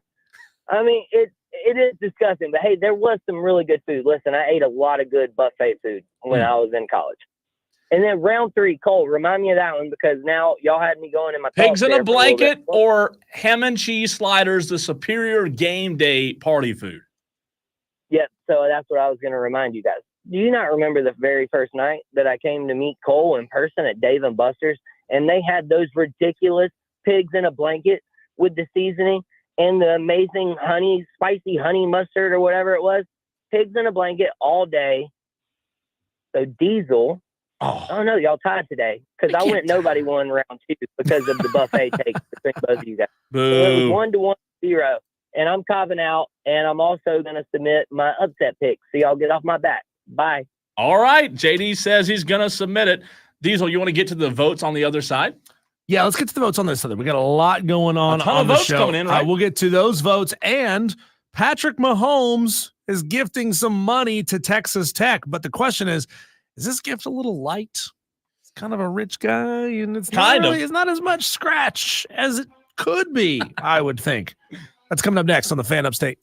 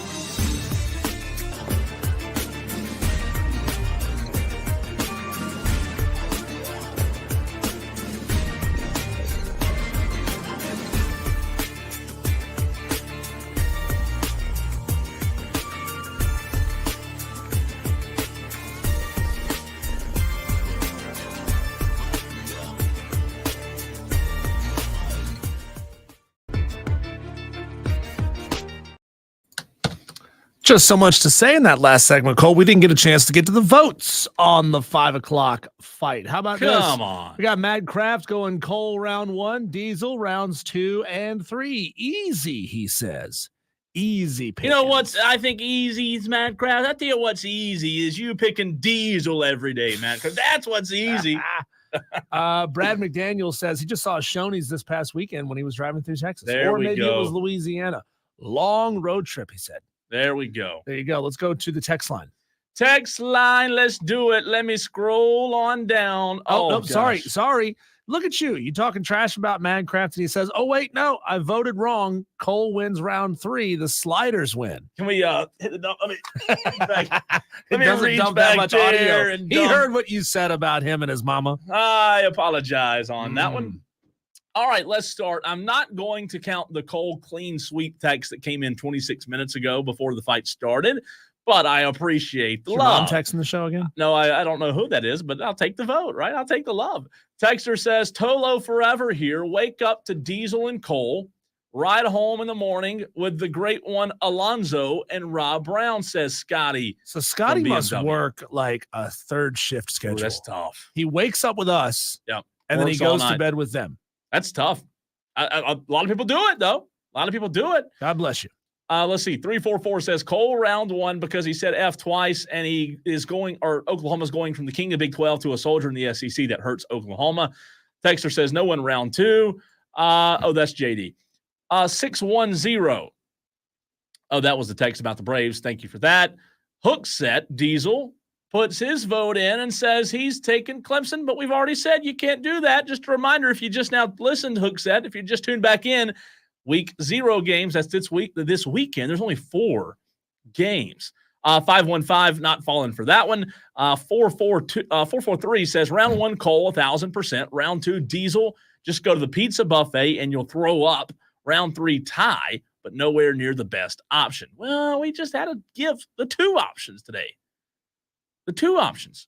Matt and Greer says, my buddy's mom made this cheesy jalapeno corn dip for a Clemson tailgate one time.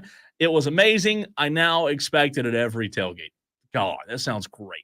Sounds really good. Matt and Greer. Did we ask that question? I don't know that we asked that question, but now that's all I'm thinking of for the rest of the day, rest of the show. I know. Cheesy jalapeno corn dip. Oh my! I love dip. I love dip. Dip's the best. Scotty from BMW says Cole 3-0. Texter from the 503 says Cole round 1. Diesel round 2. Cole round 3. Dang, I'm getting my butt whipped today. But Tyler B wait. comes in, says Diesel all 3 rounds. There you go. All There's right. one. Tolo Steve says round 1 Diesel, round 2 Cole, round 3 Coke. I guess he means Cole. No, that doesn't count. Doesn't count. Corn Chip said Cole had me at buffet. Way to a fat man's heart. May have to hit up pizza in tonight. I know they're We good, used to have man. a great pizza buffet in my hometown, and then it closed, and it just never felt the same anymore after Really? that. Pizza buffets, I like them, man. I like them. Let's see. 432 says playing college baseball, our coach was so cheap. We only stayed at a hotel with a Shoney's or Golden Corral attached to it or near. I can't even say think about going to one of those now, says the texter. Can't even think about it. Let's see. Mac the Knife. New Mexico is my upset pick by 10. And then he goes Cole, Diesel. Dang. Mac the Knife. Sly Guy was talking about buffet only serving pork. Says, nah, can't do that. Shane and Duncan says the Junction in Gowensville buffet is great. Shout out to them. Local establishment. Shane, I've been there. You're right. It is good. Texter says, how do I submit my upset pick? Well, same way you just asked that question, Diesel, right? Yeah. Your name, your game, and the amount of points. Was And that the right? spread. Your name, your game, and the spread. It's that easy. Tolo Steve, round 3, Cole O-H-I-O, baby. I'm Dang going it. I-O there with Why are Steve. you doing that? Why are you pandering, Cole? Because he Stop voted. pandering. Only reason I did is he voted. If he voted for you, I wouldn't have said it. We do have a Leprechaun of Lyman says too late to put it in his upset pick. No, Nope. it's not Leprechaun of Lyman. You have up until 7 o'clock on Friday to get in your upset picks. How about that? Yeah. 7 o'clock. I cannot wait for the upset picks challenge. But you got to make your pick. Leprechaun of Lyman, he is an OG at playing this game.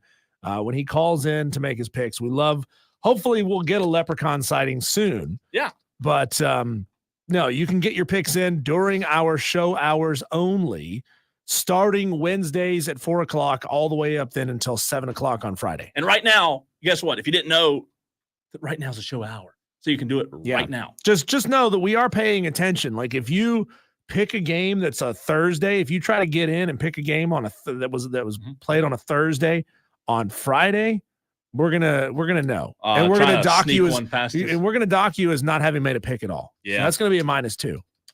Yeah, trying to outsmart us. Yeah, you can't get away with that stuff. Not around here. We're too good for that.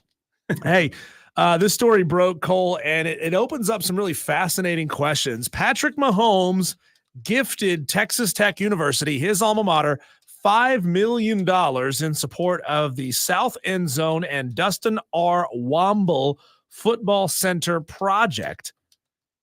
The total money raised so far, I don't know if this is the entire project budget, but so far they've raised $115 million. Patrick Mahomes giving $5 million of it, and they're going to name the facility after him. He gave $5 million? He gave 5 out of 115. I wonder though, Diesel, surely he was the biggest donation, right? That's 4%. Is 4% of a building worth getting your name on it? I mean, you could put, good question, John Smith Building on there, and nobody's going to know who the hell that is. But obviously, you see Patrick Mahomes Football Complex, and people are going to say, "Holy crap, it's Patrick Mahomes!" It's the smart name to put on it. But if I'm John Smith and I donated $20 million to this thing, I want my name on it. I would be upset. Yeah. Well, you know what? I would say the highest bidder, if it were more than $5 million, would have a point. However, if it were a bunch of small increments, bunch of small donations, and Patrick gave the highest at 5, I'm at the end of the day, like you said, it's Patrick Mahomes, right? But also it's just $5 million. I mean, just $5 million. Who am I to watch and say $5 million is not enough? But Patrick Mahomes is worth an estimated $40 to $70 million. And his contract, what is his contract worth? His contract is a 10-year, $450 million a year. Not bad. Which means an annual salary of $45 million. So after this 1 year pre-tax, he's going to possibly double his net worth, which is nuts. He right? could.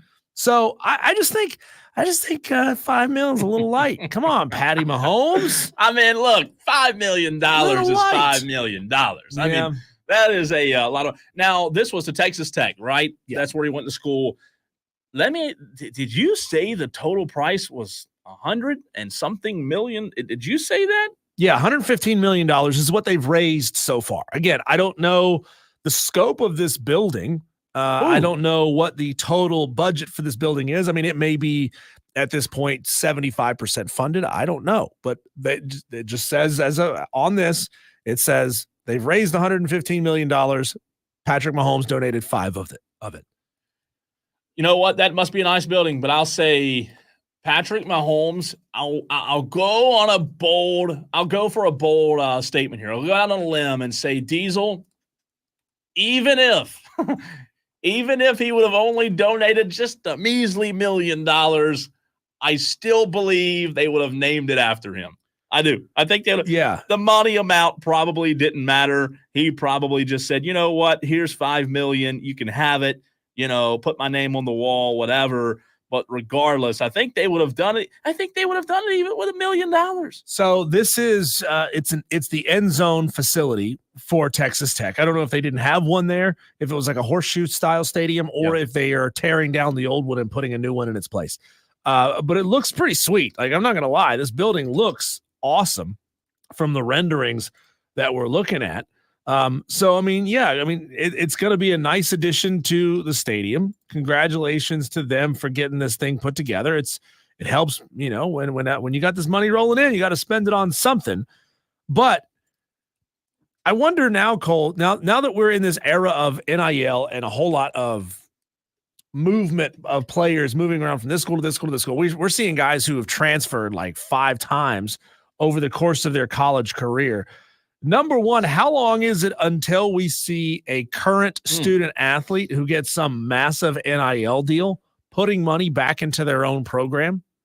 Do you think that's ever going to happen, or do you see college kids being too selfish? Imagine if you are Nico Yamalieva at Tennessee, and what was he offered when he came there? It was a couple $1 million, right? $2, $1 or $2. Like, what if Nico says, you know what, I'm gonna bet on Orange, and I'm going to buy a whole new, it's not that they need a weight room, but let's just say for the sake of argument, he's like, all right, all of our equipment is crap. I'm going to buy all this and replace it with all this stuff that I paid for with my own money. Will we ever see it? Maybe, but I'll tell you this.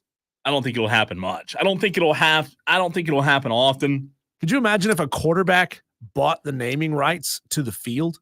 Well, the reality of it is, Diesel, the players, I don't want to group them all into one category here, but I'm going to do it anyway.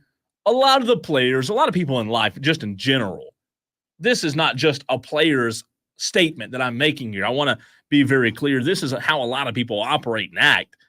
A lot of people will get their money and they really don't care what happens after the fact, right? People work at jobs. As long as that paycheck hits every Thursday or Friday, they don't really care about the company as if it's their own.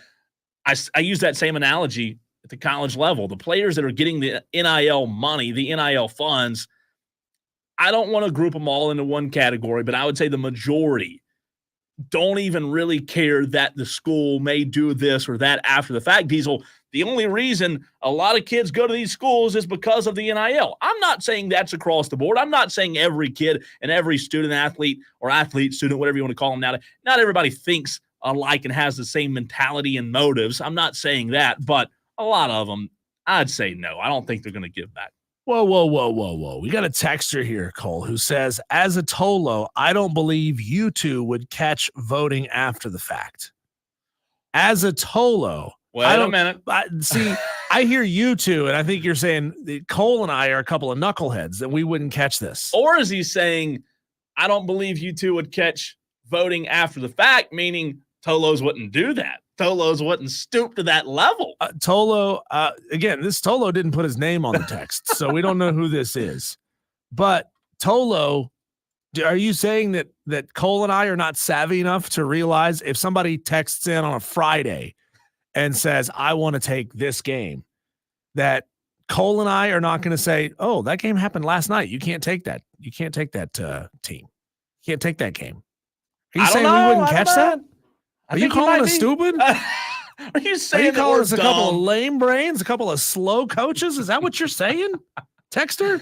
Hey, Diesel, he's 100% going to try to sneak it. Oh, absolutely. He's going to try it. I don't blame him. I would too. Well, good thing we got Dan B on our side. He's much smarter and more buttoned up than we are. He flies planes. You might get it past us, but you're not getting it past Danny B. We did fail to mention this on the Daily Wires, but I did want to get to this. Steve Fink, SID for South Carolina, tweeted it out, and I just retweeted it if you want to see it on the Twitter. But the SEC coaches have spoken. Diesel, 1, 2, 3, 4, 5 South Carolina Gamecocks named preseason All-SEC. Those are Hunter Rogers, Raheem Rocket Sanders, Dabo Williams, Nick Amanwari, and Tonka Hemingway. Those are 5 Gamecocks named to the preseason All-SEC list by the SEC coaches today. So congratulations to them. We'll see if they can live up to the expectations. Tyler B hits us up and says, Nico got $8 million. Wow, $8 million. He could donate $5 million to Tennessee and still have 3 more in his pocket. Michael in Simpsonville Diesel said there was an LOL, implying he was just kidding. He was just kidding. Sure, Michael, if that is your name. How about Kyle D? I'm in it to win it. I'll take New Mexico over Montana State minus 12.5. Gotcha. Only problem with that, Diesel, only one problem with that text. You see the issue? You see the problem? Yep. New Mexico is plus 12 and is plus 11.5 over Montana State. That wasn't even the problem I was talking about. The only problem I was talking about was the first part. You're not going to win it because I've already said, I called my shot. I'm winning this thing. Okay. Oh, okay. That's the issue there. Tooting his own horn over there. I'm feeling confident going in, Diesel, because here's the reality of it is, if you don't the reality of it is, if you don't let me feel confident now, I'm never going to. I'm never going to, because once it starts, I may be humbled very quickly. So I'm going to brag, and I'm going to talk trash now. Kat says players have no loyalty to any school. The big NIL money guys are just looking out for themselves. Probably right about that. Another texter here says, are the upset picks for just this weekend, or are they this weekend and next weekend combined? Good question. Good question, texter. We are separating the week 0 games. ESPN's not calling it that, but they're also calling week 1 like 13 days long. You can't do that, ESPN. You can't change time. Okay. You're not Tony Stark. You don't have a time machine. No, we are counting this weekend's games as week 0. Week 0, only 4 games. Diesel, we mentioned this yesterday. I've said it multiple times. I am very high in 2024 on Ohio State and Ryan Day. I do believe they're going to be good. What does the future, though, look like for Ryan Day if one thing happens? I have some audio from Paul Feinbaum, and for the first time in a long time, guess what? I agree with old Paul. We'll have that and your thoughts next.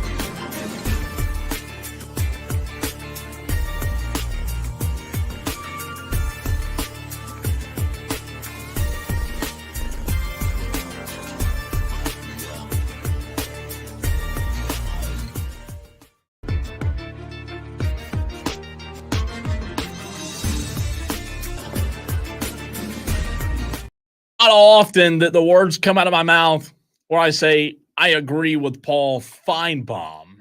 However, those words did come out of my mouth, Diesel, before we hit the break. And this cut of audio talking about Ryan Day, in my opinion, one of the more fascinating coaches in college football in 2024, just because of his inability to get over the Michigan hump.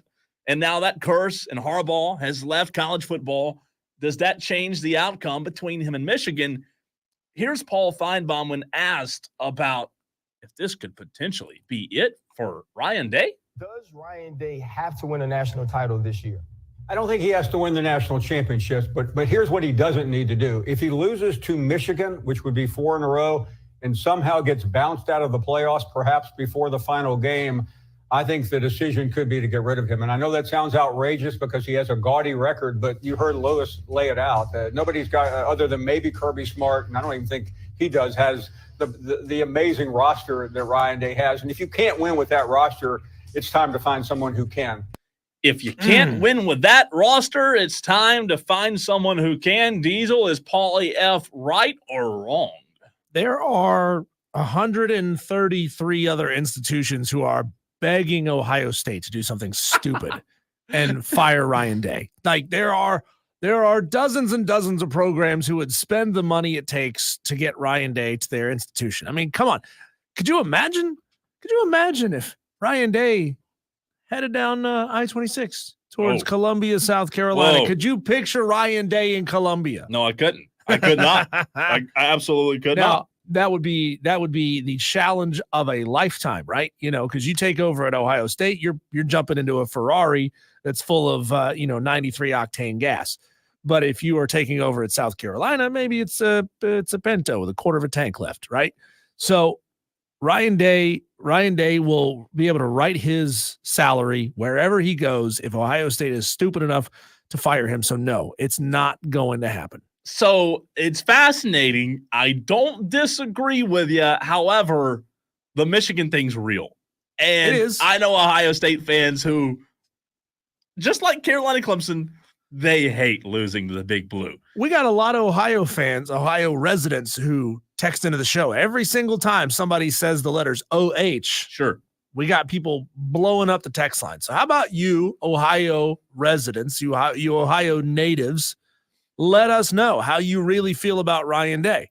Diesel, Ryan Day is 56-8 at Ohio State. It's pretty good. That is elite. Yep. And I understand, I agree, you're right, they would be stupid to fire Ryan Day. However, people don't like losing up there in that state of OHIO. They don't like losing to Michigan.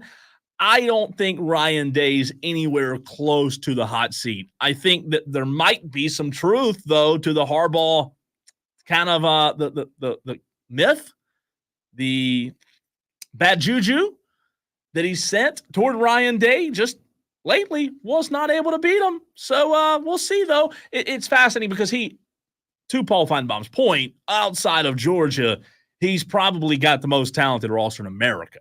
Stupid is stupid does, Ms. Blue. Well, you're right. People do stupid things. Sure. But Ohio State would be ludicrous and out of their minds, wackadoo, if they made that move. Then again, we've seen Michigan coaches be on the hot seat for not being able to beat Ohio State. Mm-hmm. Jim Harbaugh was that guy. Just a couple of years ago, Jim Harbaugh was on the hot seat for not being able to beat Ohio State. So I guess it could happen. We had another Tolo here getting his getting his pick. Brandon from Moore says he'll take New Mexico as the upset pick. Brandon, remember, we have to be very clear about this. You need to give us the name, your game, and your spread. We need your name, your game, and the spread. So the name, the game, the spread. This is week number 0 of the season. That's why we're kind of doing a little bit of a dry run on this thing. You guys should know what's up, but just make sure you give us your name, your game, and the spread. Hey, coming up next, Cole, we're going to talk to the Furman head football coach, Clay Hendricks, coming off a deep playoff run in the 2023 season. That program is riding high. Man, we've had so many great conversations with Clay Hendricks talking about the challenges that Furman football faces, the opportunities that they have, and their place in their conference. We've had a great time talking to him in the past, and we're going to do it again next, right here on 97.7 FM in Greenville, 97.1 FM in Spartanburg, everywhere you are on the free Odyssey app, and of course, podcasting after the fact on your favorite podcast platforms like the Odyssey app, like Spotify, like the Apple Podcast app and the Google Podcast app. You can find us everywhere on the Fan Up States.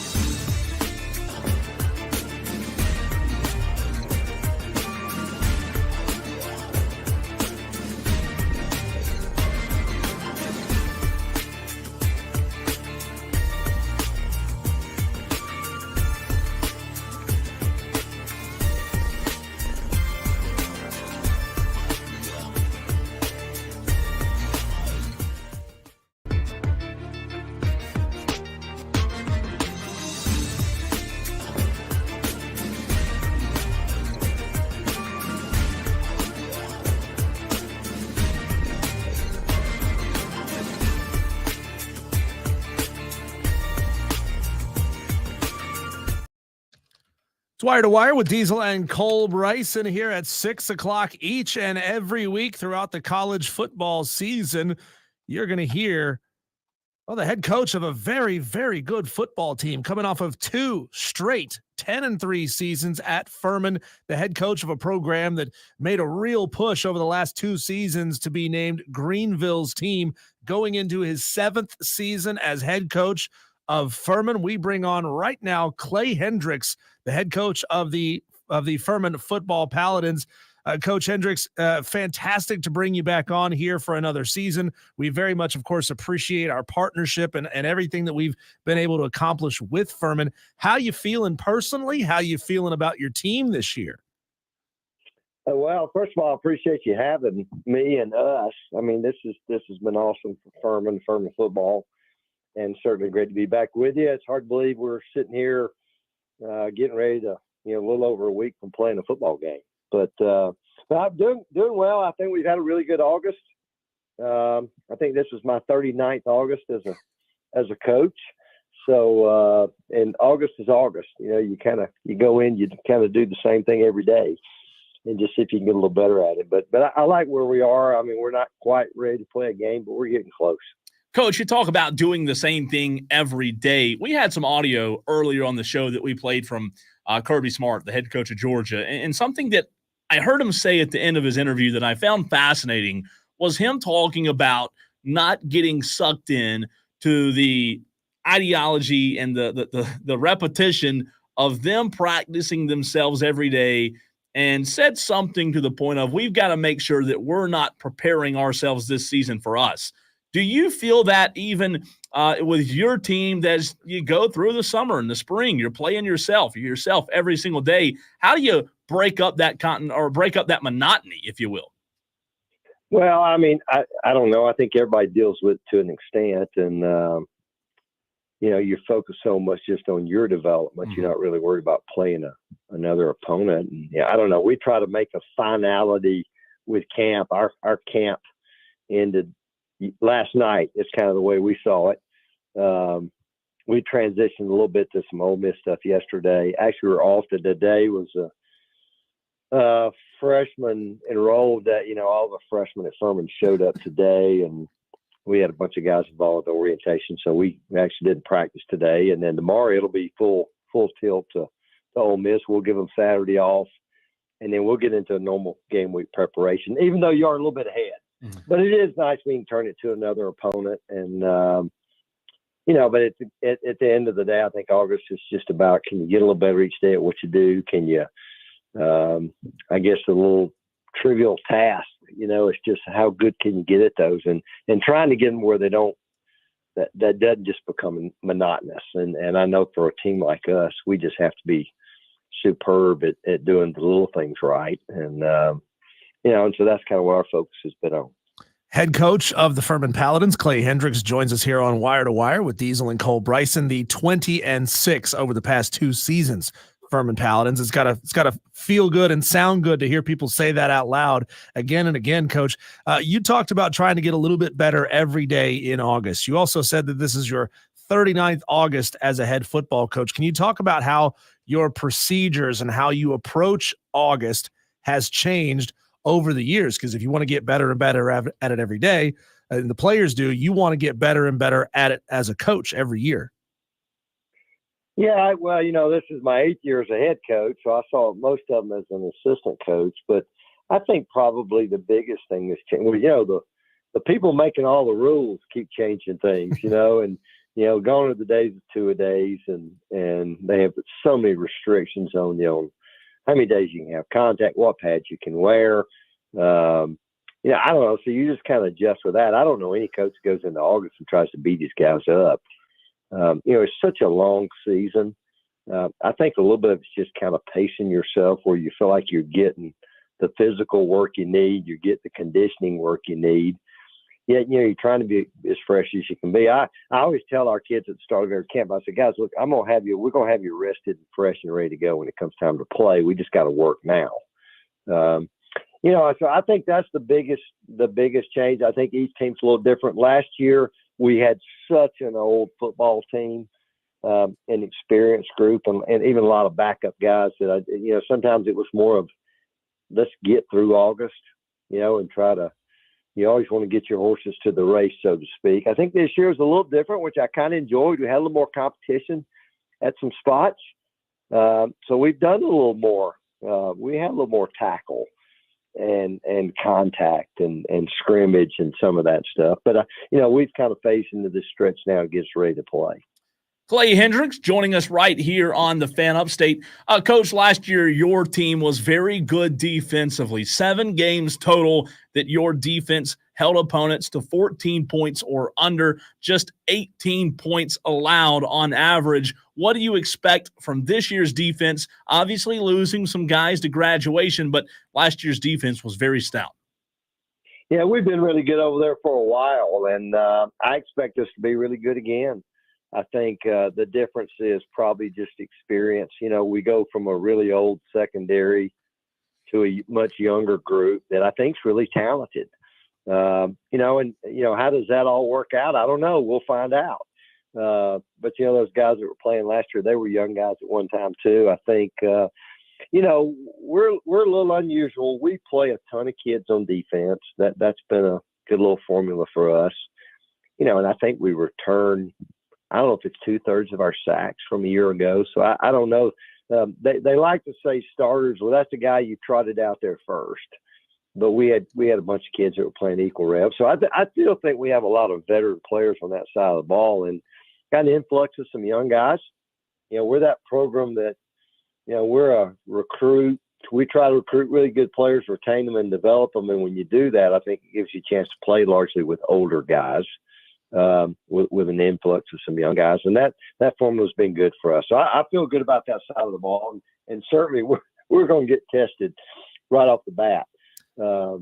But no, they've had a good preseason camp. We returned our entire coaching staff, which is probably the most important thing, and we're looking forward to getting to play. Coach, can we dive into that comment you made there about recruiting the younger guys there a little bit? How has now having multiple years of consistent success really affected the way and the type of guys that you can recruit? We've had you on here a couple of years in a row, and we've well documented some of the challenges that Furman faces. But hey, now you're racking up double-digit win seasons in a row. How has that helped in recruiting?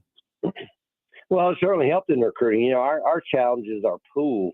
Our pool is very small to begin with just because of our academic requirements.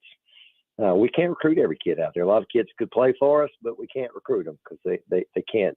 They haven't done the things they need to do academically to come to Furman. So it starts there, and I don't know, in some ways the pool's smaller, but certainly, as guys drop off the board, there aren't as many guys to go to. But I think just getting a kid here who truly values being here, he values the education, that's still big time important to me in the crazy world that we're living in now. We're playing basically a pro football team week 1.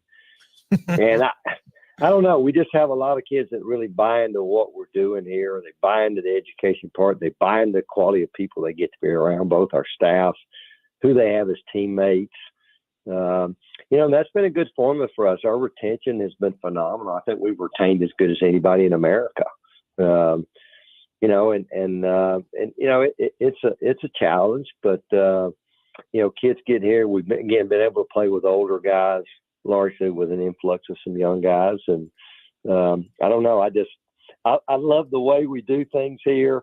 I'm to the point. I don't think I got friends, and I hear their horror stories about what they go through with all these things that are going on. And I don't know. I just think that culture word gets thrown around a lot. But I do think it speaks to, the culture of our football team, just as how we've been able to try to keep guys here and develop them and get the most out of them. Coach, you mentioned it just a few moments ago. Week 1, you're going to find out just how good you are. Have you had to have any conversations with your team this offseason leading up to next week's game at Ole Miss about just staying focused on the things that you need to get better at? Because obviously that's a big opponent. They're going to be very good this season, and a lot of eyes are on that week 1 game.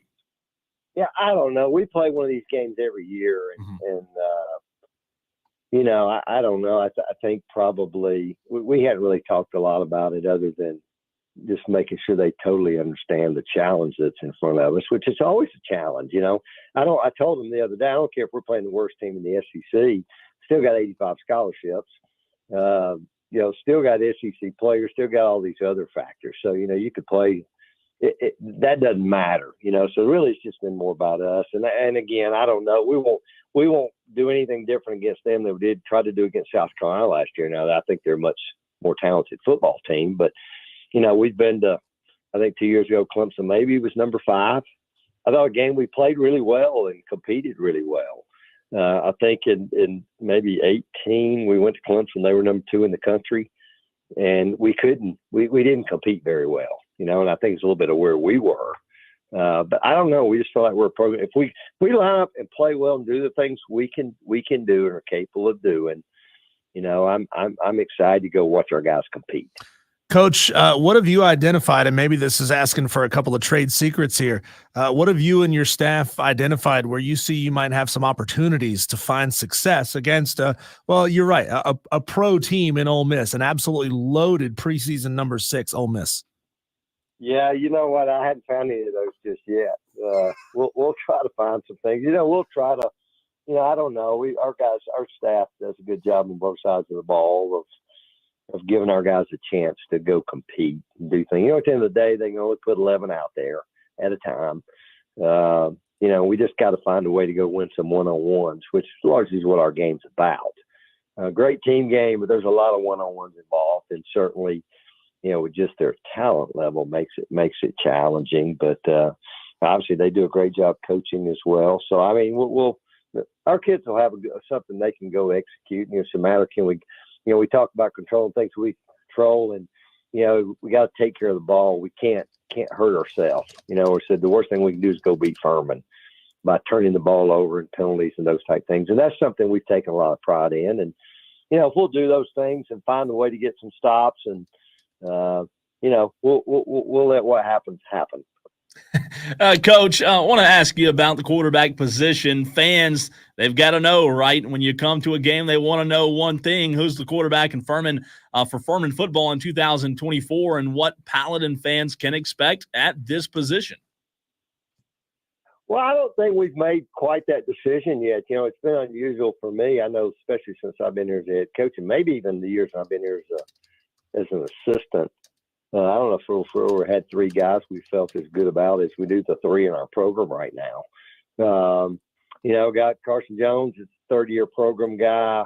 Will Garcia, 2nd year in our program. Then Trey Hedden's a freshman, really talented freshman that enrolled in January. So we had him. He's not your typical freshman just because he did go through spring practice. The interesting skill set, I think, Tyler Huff certainly had such a great career here for us. Tyler was, I don't want to say he was a run first guy, but he certainly made a lot of plays with his feet. I think these guys maybe have the ability to stretch the field a little more. I think they're all good athletes. They're not Tyler, when it comes to that, but I think they all can run our offense. We don't really have to change a whole lot. Sometimes, when you have 2 guys or 3 guys, the offense changes a little bit based on who's in the game, but I just don't think it'll change a whole lot. And I don't know. We're going to have to put one out there first, and we will. And will we play a couple of guys? I don't know. We'll see. And I really think the flow of our season, particularly early in the year, I think it's going to come down to kind of game reps for who you really decide to be the guy. Totally. So I don't, does it get decided after game 1 where you totally know? I don't know. We'll see. But, we'll let that kind of play out here in the next few days. Coach, are you willing to call your shot again in the SoCon this year that you're going to have another good, powerful, strong season? And who do you look across the table right now and see as maybe a team that's going to be your biggest challenge in conference this year? Well, I think we can be as good as anybody. I think our league is really, really wide open. I think there really only, I may be wrong, I think there's only two programs that returned a true starting quarterback, and that was Chattanooga and Western Carolina, and they're both were good players and were productive guys for them. We won both of those, beat Chattanooga twice last year with that guy, and we beat Western won games at their places. So I don't know. I just think what's so unique about our league is, in the world of college football in these conferences, almost all of them, you don't play everybody. And in our league, you do play everybody. And I think we're kind of that group. I think we're kind of everybody's rival. So I think we kind of seem to get everybody's best shot. That's okay. We enjoy that part of it. But I just think it's a league that you got to be ready to play every week. And, some of our toughest games a year ago were some of the teams that maybe didn't have as good a records in our conference. And I think it'll come down to that stuff again. Can you be consistent? Certainly we're going to need to have good quarterback play. But, if you're picking a couple, I'm always going to kind of pick the guys who have, quarterbacks that have shown they can be pretty good players and can, be productive for the teams. Coach, you say everybody's rival, especially the team over in Spartanburg, right? Yeah, I mean, I think I think we kind of get to, I kept getting asked questions at media day, and I think they were trying to stir up the old Furman Wofford thing, and then the guy finally admitted to me that he was asking everybody, kind of who do you want to beat, and if you got one, who do you want to beat? And he said, well, I learned that y'all's name came up most every time. Right. So I said, well, so I don't know, it just goes back. You got to be ready to play, and it's fun to be at a place where people feel that way about you. Perfect. And we're certainly proud of the tradition we've had here. With what we've been able, we've won 15 conference championships, and I think I've been here for 11 of them. So I've been had a chance to be a part of some really good. Nope. Did we lose him? I think we might have lost. We might have lost. Coach Hendricks, we still got him on the line there. Let's put him on hold there for a second and bring him back. Coach, do we have you? I think we lost you there right at the tail end of that. No, I think we might have. Yeah, I think we lost the connection there. That was Coach Clay Hendricks, head football coach for the Furman Paladins. They got themselves a monumental test going against number 6 Ole Miss to start the season this year. Man, if they could keep that game close through the third quarter, you don't want to talk about moral victories, and I don't believe in moral victories. But, if you can see, like he was saying, Furman not beating themselves, not turning the ball over, not throwing interceptions, not fumbling the ball, and then maybe picking up one or two of those are the things that you can take from that game, as well as I'm guessing, $750,000 paycheck Furman's going to get out of this game. Those are the things you can get on the plane and fly back to South Carolina and feel really good about yourselves, regardless of how that scoreboard looks at the end of the game. And the thing about it is, when you play a team like that, and to his point, they're going to capitalize on your mistakes. You have to limit your mistakes in every game, but boy, they sure do magnify when you go play Jackson Dart, Lane Kiffin. And by the way, it's a night game at Ole Miss. That place is going to be rocking, so it's going to be fun. I do want to get to this text, though, from the 252. Texter says, fan, BHP Kicker's dad, as his name, I guess, for the upset picks challenge. New Mexico by 10.5. Furman needs to take a look at the BHP Kicker. Well, absolutely. Listen, Furman recruits well right here in the upstate. Transfer from Charlotte, North Carolina, Christian Bridwell.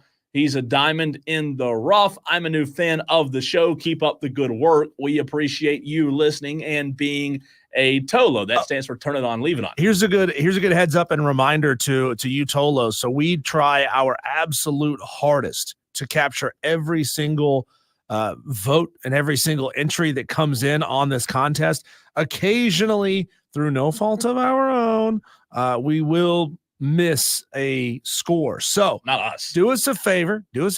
Keep and I've been copying and pasting all of these entries throughout the day.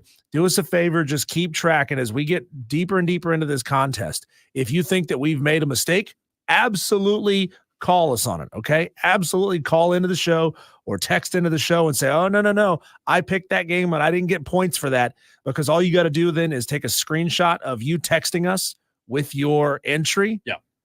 And then email it to us, and we will get that squared away. So just so you know, if a mistake does happen and we miss one of your entries and you got it right, screen grab it, email it to us. We'll square that away. Upset Picks Challenge brought to you by Ingles, where you get low prices and love the savings. We so much appreciate them sponsoring this Upset Picks Challenge. We'll continue the conversation. College football, obviously, as Diesel said, NFL preseason week 3 begins tonight. And your thoughts, all coming up next.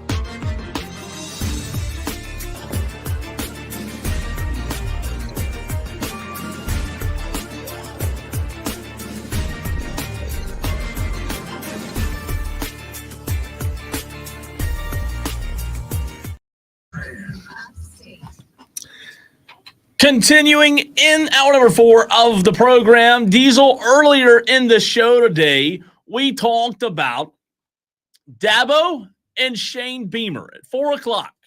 You asked the question, who will be proven wrong about by the end of the season? And basically, what that means is, could Shane shut us up? Could Dabo shut us up in their respective criticisms? Well, Diesel, here's what I want to do here. I want to flip the script. I want to get a little Oppo here, Oppo Taco, on your question where you asked, what could happen to get us to change our minds? Well, let's go with the same theory, the same game here, but we're going to flip the script and say, instead of how quickly could they change our minds, how quickly could we be proven right, you and I, in terms of this might be, Dabo continuing to slide, or on the flip side, Shane Beamer, this could be it. Well, it's funny. You said you're going to be proven wrong about Dabo Swinney, the transfer portal, in week 1 of the season. I think we're going to be proven right about Dabo Swinney in the transfer portal in week 1 of the season if they lose to Georgia. So this is a program that if Clemson was still in their heyday, if Clemson was still recruiting at the power level and still getting the best guys to come and transfer into Clemson and all that, they would be should be beating both in the regular season and in the college football playoff. So I'm going to know unequivocally, flat out, in week number 1, Clemson, whether or not they just have the hogs to be able to compete. Now, if they get beat by 21 points or more, 3 touchdowns, if they get blown out by the Georgia Bulldogs, of course, we'll clearly and absolutely say they just don't have what it takes. Now, if they're able to stay with Georgia, then we say, oh, well, they didn't beat Georgia. They kept it close within 2 touchdowns, and then they went on and they look like they have the talent to go on and win the ACC. Does it look like Florida State is going to be able to manhandle them? Well, we're going to know that also because they're playing Georgia Tech. And what's the next step? What do I mean by that? Right now, Dabo Swinney, in no regard, in no way, Diesel, in my opinion, is he on the hot seat. I don't think there's any warmth to his seat whatsoever at Clemson. So I guess in order to answer this question, we have to look at from where he is now. What's the next step, Diesel? What's the next event that would bring Dabo from where he is now to not necessarily on the hot seat, but the seat getting a little warm in a realistic way with Graham Neff, with boosters, with Clemson administration. Right now, in my opinion, we're not there, but I guess to answer the question, we would have to identify that next step and what would cause him to get there. Last year, Clemson was not themselves in terms of what their overall record, what their outcome of their season was, Diesel. If we said Clemson has to fall off in a way that puts Dabo's seat in a position where it's now a little warm, obviously, yes, you're right. Losing to Georgia would make that seat, it'd flip the switch, right? It would give power. You'd put electricity through, and for the first time, it would actually be a little warmth if the following were to happen. I think they would have to be blown out by Georgia. App State, you come back and you win. I say if Clemson were to lose to NC State, so now they've lost 2 out of their first 3, Diesel. Okay, you couldn't beat Georgia. You got embarrassed. You did bounce back. You did beat App State. But then at your own house, the very next game, you couldn't even beat NC State. Then you go October 5th and you lose to Florida State, the Portal Boys, right? Now all of a sudden you've lost 3 games out of your first 5. You're 2-3. You're 2-3 on October 5th. In my opinion, Diesel, that's where the line is drawn, and that's where the seat starts to begin to get very, I don't want to say very warm, but it starts to get warm for Mr. Swinney. Oh, I'm just imagining, Cole, if they start 2-3 through 5 games, you've lost to NC State, you've lost to Florida State, you've lost to Georgia. Everybody who appears to be a peer on your schedule is beating you. The seat is definitely warm for Dabo Swinney. I'm just picturing the phone calls in my mind that we're getting on that Monday. If they're in from Gamecock fans, yeah, well that too. But in the past, Cole, every time last year was really the first year that we saw Dabo Swinney and this Clemson football program struggle. They obviously got it back on track in the last half of the season, but for the first half of the season, they were struggling. And for the most part, we had a lot of Clemson fans just circling the bandwagon, circling the wagons. Nobody's gonna penetrate this force field, this bubble that we put around ourselves. We didn't see a lot of that last year, but I guarantee you that is not going to be the case this year. If they start 2-3, they're losing to peer institutions.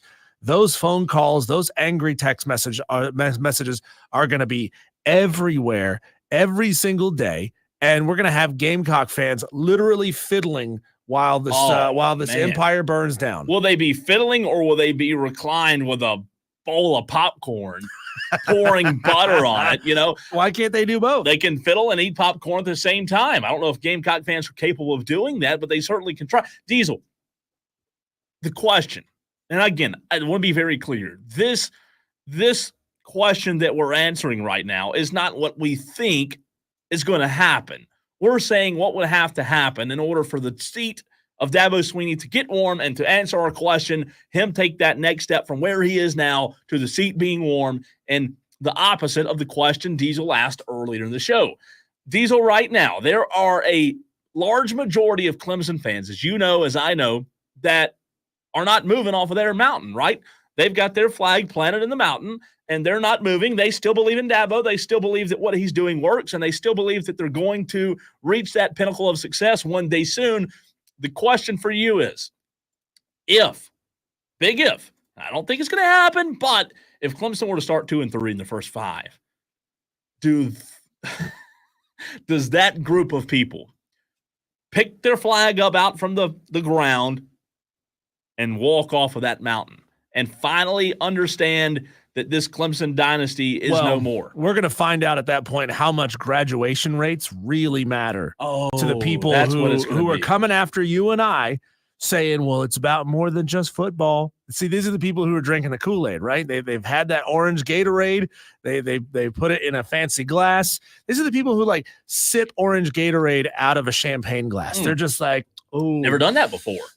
Some people refer to it as smelling their own farts, getting high on their own supply. You're feeling really good. Let's talk about graduation rates. Isn't that so great? We send so many guys off to life, prepared for school, prepared with a great education.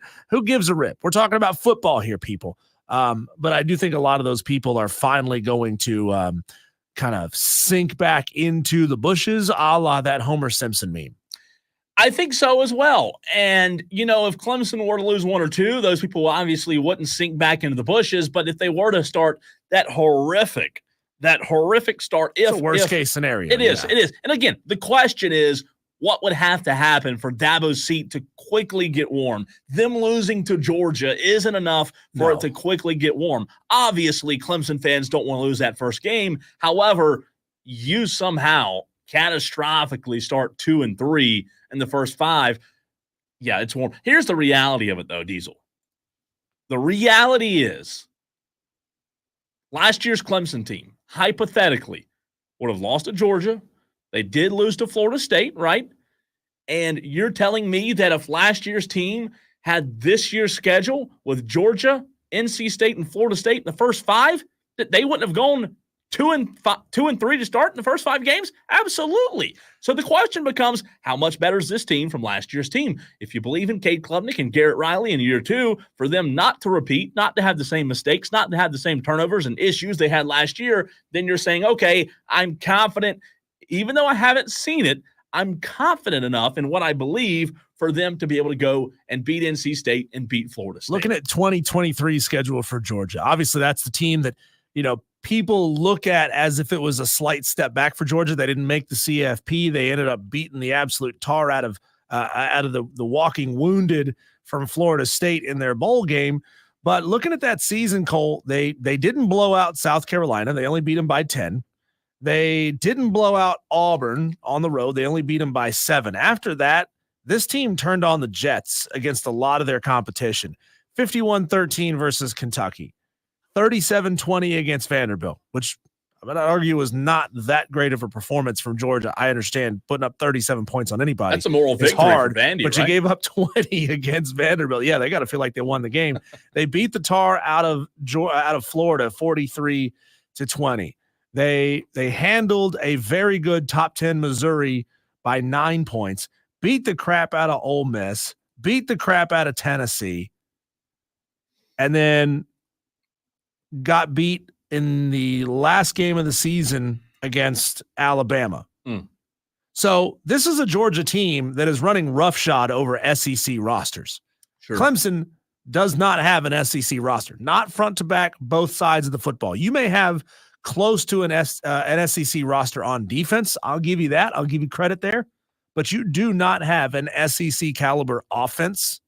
So this is going to be tough for Clemson. It's going to be tough for South Carolina. Before we run, let's flip the script on your 4 o'clock question where you asked, same thing we did with Dabo and Clemson. You asked the question at 4, what could Shane do quickly to prove us wrong? Well, I hate to go here, but for Shane Beamer in South Carolina, what could have to happen in order for you to quickly, Diesel, and I mean quickly, realize that, oh boy, this might be it for old Mr. Beamer? Yeah, I think it's probably by week 4. We know that this is just not going to be turned around if you're Shane Beamer in South Carolina. 2-2? 2-2 possibly, but it's also 2-2 in the way you look in those games. Yeah. If you lose to both Kentucky and LSU in weeks 2 and 3 of the season, and you barely squeak by 2 bad football teams in Old Dominion and Akron going into the bye week, I mean, at that point, I'm thinking interim head coach. Oof. Right? I mean, because that's when it actually gets tough. Not that it wasn't tough playing LSU in week 3 of the season, but then you got top 10 Ole Miss, top 10 Alabama, top 16 Oklahoma, Texas A&M, Vandy, Missouri, Wofford, Clemson down the stretch. Sure. I mean, do you see is there any part of you that says, if you're the athletic director at South Carolina, that you're staring down that gauntlet of Ole Miss, Alabama, Oklahoma, Texas A&M, saying, well, we just got to give Shane a little more time, right? If you've looked bad, even if you're 2-2, but if you look bad against Old Dominion and Akron, tight wins, close wins, you needed a field goal late to seal it, something like that. Does any part of you look at that and say, well, he just needs a little more time? He's right there on the edge of getting it right. No. I'll answer it by saying, if it were to go off the rails and go off the rails quickly, I think you would be 2-2 after September 21st going into the bye. And then I think in terms of going off the rails and Shane's seat being hot, Diesel, I think it would be going into the November 9th game at Vandy. You would be a 2-6 football team. Ole Miss loss, Bama loss, Oklahoma loss, A&M loss. If you drop 4 in a row in that stretch from October 5th to November the 2nd, if you lose all 4 of those and then had losses to Kentucky and LSU, and you go to Nashville 2-6, that is probably, in my mind, the hottest that Shane Beamer's seat will have ever been in his time at South Carolina. You just can't do that, because then, Diesel, you say, okay, they go beat Vandy, you're 3-6, Missouri 3-7, Wofford 4-7, Clemson 4-8. That would set up for a potential 4-8 finish, and that would, in my opinion, that would not be good in terms of Shane Beamer trying to come back next year and coach football at South Carolina. No, it would not. At some point, you got to pull the plug and say, this just isn't working. And we want to be in the Ryan Day sweepstakes when Ohio State gets stupid and fires Ryan Day. We want to be in the Ryan Day sweepstakes. And again, we I don't think that's going to happen. I don't think it's going to happen, but I don't think the 4-game stretch and the 2 losses there and the 2 losses on the back end, that'd be 4, 5, 6. I don't think I don't think South Carolina's going 4-8. I'm just saying, worst case scenario, it could be It could be interesting. When really we come back, we'll take a look at your entries into the Upset Picks Challenge today, presented by Ingles. And we'll take a quick look around the sports world in our Daily Wires, you Tolos.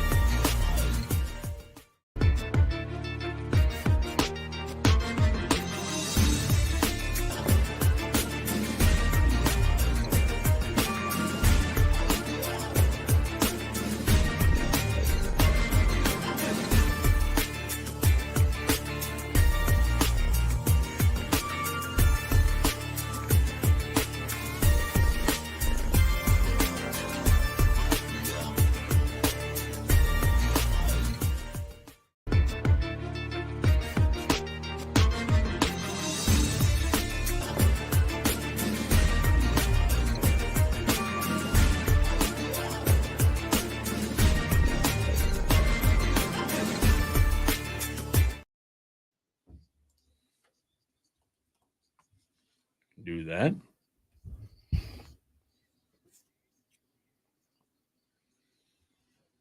It's all happening all around us at all times. Just because we don't get a chance to talk about it on the show doesn't mean that the sports world is not making news. We call this segment Our Daily Wires. This is the buzz around the sports world. The Mariners have fired their manager amid an AL West slide. They are falling apart.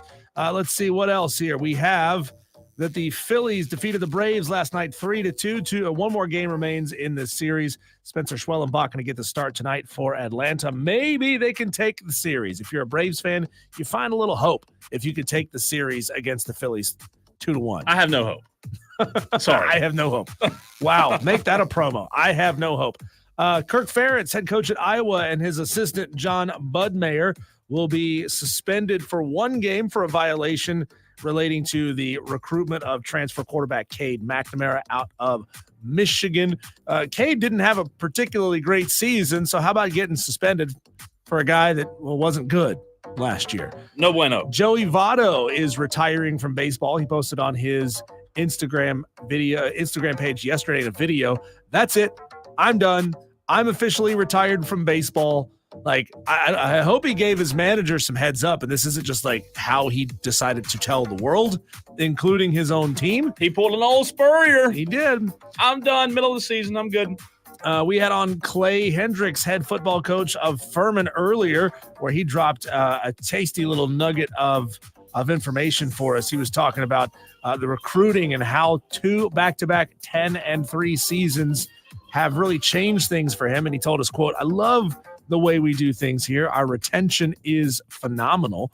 So it seems like Furman running their program much in the same way that Dabo runs his at Clemson. Hey, if you're gonna run your program in someone's image, running that, you're doing a pretty good job there. Appreciate him coming on, man. Things are different at the FCS level. You can really, really dig into that retention and player happiness side of things. Week 0 of high school football begins tomorrow. Burns will take on TL Hanna to start their 2024 season. Remember that all Burns games are road games this year. So, Cole, sorry, no friendly confines for you. You're going to be on the road every single week. But this time next year, it'll be really, really fun being like a day away from calling a game in the brand new press box. Shouldn't they get to play all of their 2025 games at home? That'd be great. I wish. I don't know if the opponents would want that. Too. It'd be great, man. It'd be great. So good luck to Burns on the season. We had a conversation with the head coach at TL Hanna earlier. Scoot Watson of JL Man. JL Man, excuse me, not TL Hanna, JL Man. Fantastic conversation with him, and you're going to be able to find that on our website. It's on there now. fanupstate.com. You can find it on your smartphone on the Odyssey app. Just search for Wire to Wire with Diesel and Cole Bryson. The Atlanta Falcons signed A.J. Terrell to a 4-year contract extension worth $81 million. That makes him, that was the 4th richest 4-year cornerback contract ever.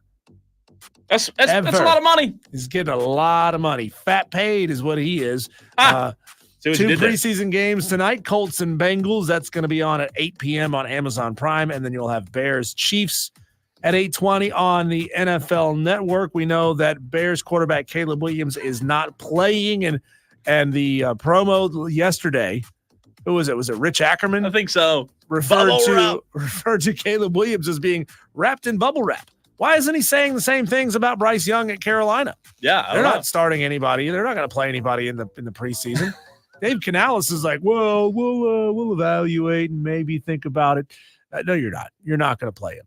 I get why you're doing it, but as fans, it annoys us because we feel like you owe us, right? You've given us crap season after crap season. You've embarrassed us as far as the ownership goes, and as far as like nobody even wants to wear their Carolina Panther gear out in public anymore. That's rough. And then you won't even give people a nugget, just a nugget. We're not asking for a full preseason game from Bryce Young, I guess, because you don't really want to embarrass your starters by having them get beat by the Jets' 2nd and 3rd string. But, like, come on, give us a nugget, just something. Fat Page says that'll be $3, Diesel. No. I didn't know you were listening. He got you. Fat He got you. Dang it. He got you on that. Dang one. it. Put it in the Pretty jar. good. How about that? Pretty good. Got a lot of messages coming in here with upset picks. How about this? We'll run through your picks quickly. Ty Duncan, 864, picks New Mexico, as does Buckeye Mike, Tolo Steve. Who else we got taking New Mexico? Nashty taking New Mexico. We've got Scotty Mack taking New Mexico. Mac the Knife taking New Mexico. Kyle D. Let's see. Brandon from Moore also taking New Mexico. BHP Kicker's dad takes New Mexico. Bomo says, give me Delaware State plus 40. He's one of the only ones taking that game. Scotty from BMW also took Delaware. We're not even sure if they're going to make it to that game. They may end up forfeiting that game. And how many actually of our Tolos actually picked that game? I mean, come on. We've had about 5 or 6. We've had about 5 or 6 at this point. We got Shane Barrett taking Georgia Tech plus 10.5. We've got Fred Savage taking Georgia Tech. Who else is taking Georgia Tech on our list? We've got Mike Main taking Georgia Tech. We've got Leprechaun of Lyman taking Georgia Tech. How about that? And then we've got a couple of more that have come in on the text line in the past 10 minutes or so. Tyler from Easley wants New Mexico. Brandon Gosnell, Nevada. And Fat Paid, you're not getting paid. Sorry, bro. Ooh, no payment. No pay for you. Fat Paid. We appreciate you listening. We'll wrap up this week, wire to wire, tomorrow. We'll see you then. Tolo.